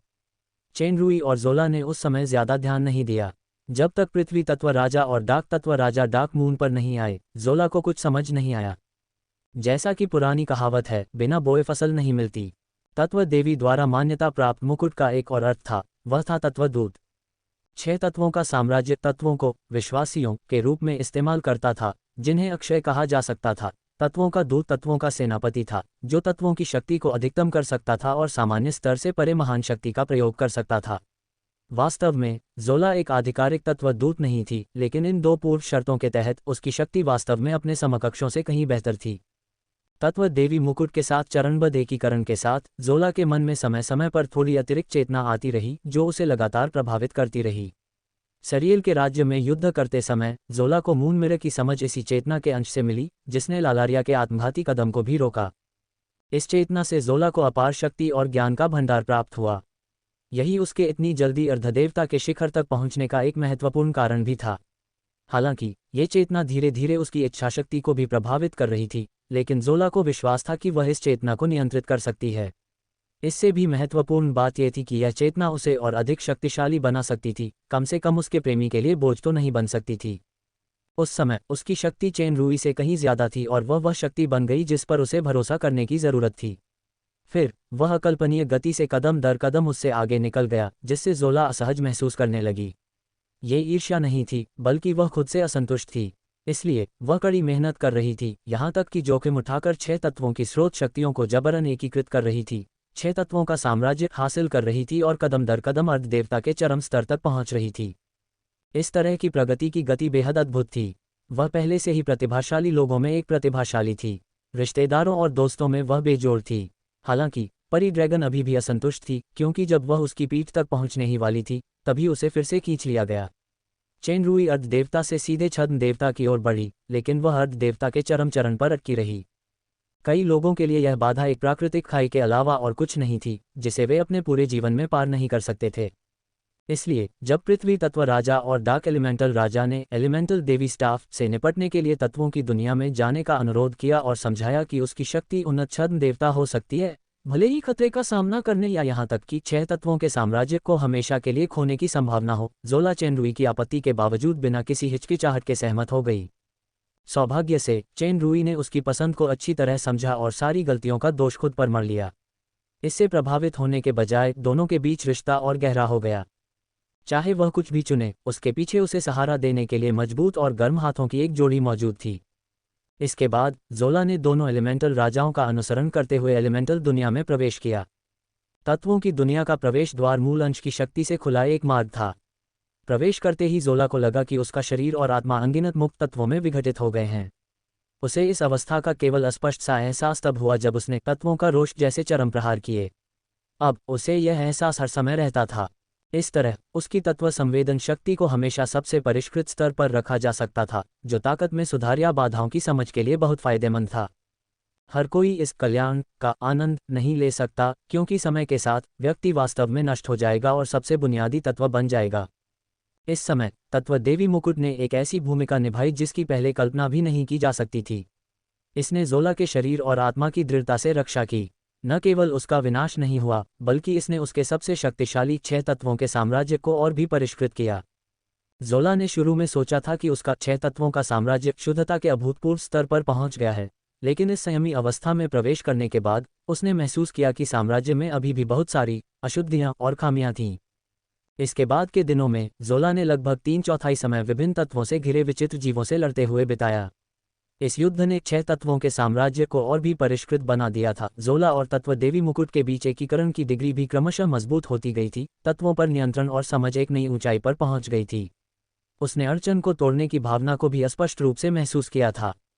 इस हद तक उन्हें सचमुच एक तत्वदूत कहा जा सकता है। जोला के तत्वों की दुनिया में प्रवेश करने के बाद पृथ्वी तत्व राजा और अंधकार तत्व राजा तब तक प्रकट नहीं हुए जब तक जोला का तत्वों पर नियंत्रण वास्तव में तत्वदूत के स्तर तक नहीं पहुंच गया। उसने महसूस किया कि अंतरिक्ष से 4 से ज्यादा रहस्यमय और शक्तिशाली निगाहें उसे घूर रही हैं। सुदूर अंतरिक्ष में एक हिंसक कंपन हुआ, क्योंकि वास्तव में एक बड़े क्षेत्र में भूस्खलन हुआ जिससे पास के तैरते द्वीप धूल में बदल गए। ये पहली बार नहीं था कि इस तरह का कंपन हुआ था। खासकर जोला द्वारा तत्व शक्ति को पूरी तरह से नियंत्रित करने के बाद वह उस कंपन की शक्ति को स्पष्ट रूप से महसूस कर सकती थी। ये केवल अंतरिक्ष का ढहना नहीं था, बल्कि फैलना भी था। अगर यह नहीं रुका तो देर सवेर पूरी तत्व दुनिया नष्ट हो जाएगी। ये जागृत विपत्ति का स्रोत था जिसे 2 राजाओं ने कहा था, और यह छद्म देवता मौलिक देवी स्टाफ के लिए उसकी सफलता की कुंजी भी थी। जोला ने एक गहरी सांस ली, 6 तत्वों के साम्राज्य की शक्ति को उच्चतम बिंदु तक बढ़ाया, खुद को एक रंगीन प्रकाश में बदल दिया और दृढ़ता से सबसे खतरनाक स्थान की ओर बढ़ी जो ढह रहा था। जिस क्षण वह पतन के करीब थी, 6 तत्वों का साम्राज्य अचानक अस्त व्यस्त हो गया। यह मूल रूप से एक ठोस और पूरक संरचना थी, लेकिन अब यह आपस में मिल गई थी। यह एक बहुत ही खतरनाक दृश्य था। जैसे ही विरोधी तत्व शक्तियां आपस में टकराईं, तत्वों का रोष उसके शरीर में फट पड़ा। इसके परिणाम अकल्पनीय होंगे। जोला पीछे नहीं हटी, नहीं अपनी शक्ति पर लगाम लगाए। उसने दांत पीसकर अपनी पूरी ताकत से आगे बढ़ना जारी रखा। अराजक तत्व शक्ति अंततः ध्वस्त हो गई। जिस समय 6 तत्व पूरी तरह से प्रस्फुटित हुए, उसी समय तत्व देवी मुकुट की मूल चेतना का तुरंत विस्तार हुआ। जोला के प्रतिक्रिया करने से पहले ही उसकी पूरी चेतना ढंग गई थी। समय और स्थान थम गए। अंतरिक्ष में सिर्फ एक आवाज बची थी जो उसे आत्मा में पुकार रही थी। उसकी याददाश्त में आवाज धुंधली हो गई थी। उसे ज्यादातर आवाजें याद नहीं थीं। एकमात्र चीज जो उसे स्पष्ट रूप से याद थी वह थी केवल 4 शब्द। अस्तित्व का अर्थ। धुंधली स्थिति जारी रही। इसी उलझन में उसकी जिंदगी और मौत का पता नहीं चल रहा था, जब तक कि उसके दाहिने हाथ में कुछ नहीं दिखा जो एक लंबी छड़ी जैसा लग रहा था। लंबे डंडे से उसे रक्त संबंध का एहसास हुआ, मानो वह उसके शरीर का ही एक हिस्सा हो। जब उसकी चेतना अभी जागी ही थी, तभी उसे ये देखकर डर लगा कि लंबी छड़ी पकड़े हुए हाथ पारदर्शी होने लगा है। उसकी मांसपेशियां, हड्डियां और रक्त वाहिकाएं सब दिखाई देने लगी। फिर ये सब रंग बिरंगे कणों में बदलने लगी। तत्व। फिर ये रंग उसके पूरे शरीर पर फैल गए। पलक झपकते ही वह पूरी तरह से एक मौलिक प्राणी बन गई। नहीं, जोला चीखी और अपनी आंखें खोलीं। वहां न तो कोई ढही हुई जगह थी, न ही कोई ढहा हुआ साम्राज्य। बस एक जाना पहचाना कमरा था और खिड़की के बाहर ठंडी बैंगनी चांदनी। सुश्री फेरी ड्रैगन की पहली प्रतिक्रिया अपने दाहिने हाथ की ओर देखने की थी। वह इतनी घबरा गई थी कि उसने अपनी सांस भी रोक ली। न कोई रंग था, न पारदर्शिता, न कोई तत्व। फिर भी हाथ वही था जो जैड जैसा सफेद था। परी ड्रैगन ने राहत की सांस ली। चेन रुई की चिंतित आवाज बगल से आई, क्या बात है जोला? तुम्हें कोई बुरा सपना आया? एन, देखो, ठंडा पसीना भी आ रहा है। अचानक उसके हाथ में एक मुलायम तौलिया आ गया और उसने ध्यान से उसके माथे से पसीना पोंछा। जोला को उसकी गर्मजोशी और विचारशीलता बहुत पसंद आई। न जाने क्यों उसे खोने का थोड़ा डर था। वह उसकी बाहों की ओर बढ़ी। तुम किस बारे में सपना देख रही हो? चेन रुई ने उसके चेहरे को चूमा। क्या तुम अब भी मुझे इस बात के लिए दोषी ठहरा रही हो कि मैं तुम्हें इस बार पवित्र प्रकाश पर्वत पर नहीं ले गया? थोड़ा सा, सुश्री फेरी ड्रैगन ने ईमानदारी से उत्तर दिया। मुझे माफ करना, क्योंकि इस बार सब कुछ छद्म देवता के चरम चरण पर है, और आप पिछली बार पवित्र प्रकाश पर्वत पर गए थे। आप वहां की स्थिति जानते हैं। मैं भी। चेन रुई बोलते हुए अचानक देखता है कि जोला की एक पुतली रंगीन हो गई है। वह चौंके बिना नहीं रह सका। क्या हुआ? जोला को आश्चर्य हुआ कि वह अपनी बात बीच में ही क्यों रोक गया। जब चेन रुई ने दोबारा देखा तो पुतलियां अब भी सामान्य बैंगनी रंग की ही थीं। उसे लगा कि कम रोशनी की वजह से उसने गलत देखा होगा। उसने सिर हिलाया, कोई बात नहीं, तुम्हारी आंखें बहुत खूबसूरत हैं। ओह, जोला ने सहजता से उत्तर दिया, क्योंकि उसका हृदय मिठास से भर गया था। भूल जाओ, मैं तुम्हें अनिच्छा से माफ करता हूँ। वास्तव में। जैसे ही चेन रुई समझाने वाला था, जोला अचानक उसके ऊपर आ गई। दोनों मोटे ताजे लोग उसकी छाती से चिपक गए। कल रात दोनों ने एक अंतरंग पल बिताया और वे नग्न थे। एक रात आराम करने के बाद उनकी सहनशक्ति वापस आ गई थी। एक सामान्य से परे पुरुष होने के नाते चेन रूई में तुरंत एक सामान्य स्वाभाविक प्रतिक्रिया विकसित हो गई। क्या? सुंदर आंखों वाली महिला स्पष्ट रूप से आदतन नकली चक्कर में थी। कुछ नहीं, तुम जो चाहो कर सकते हो। तो फिर अब से लेकर सुबह तक मैं शीर्ष पर रहूंगा। नहीं, ओह ठीक है।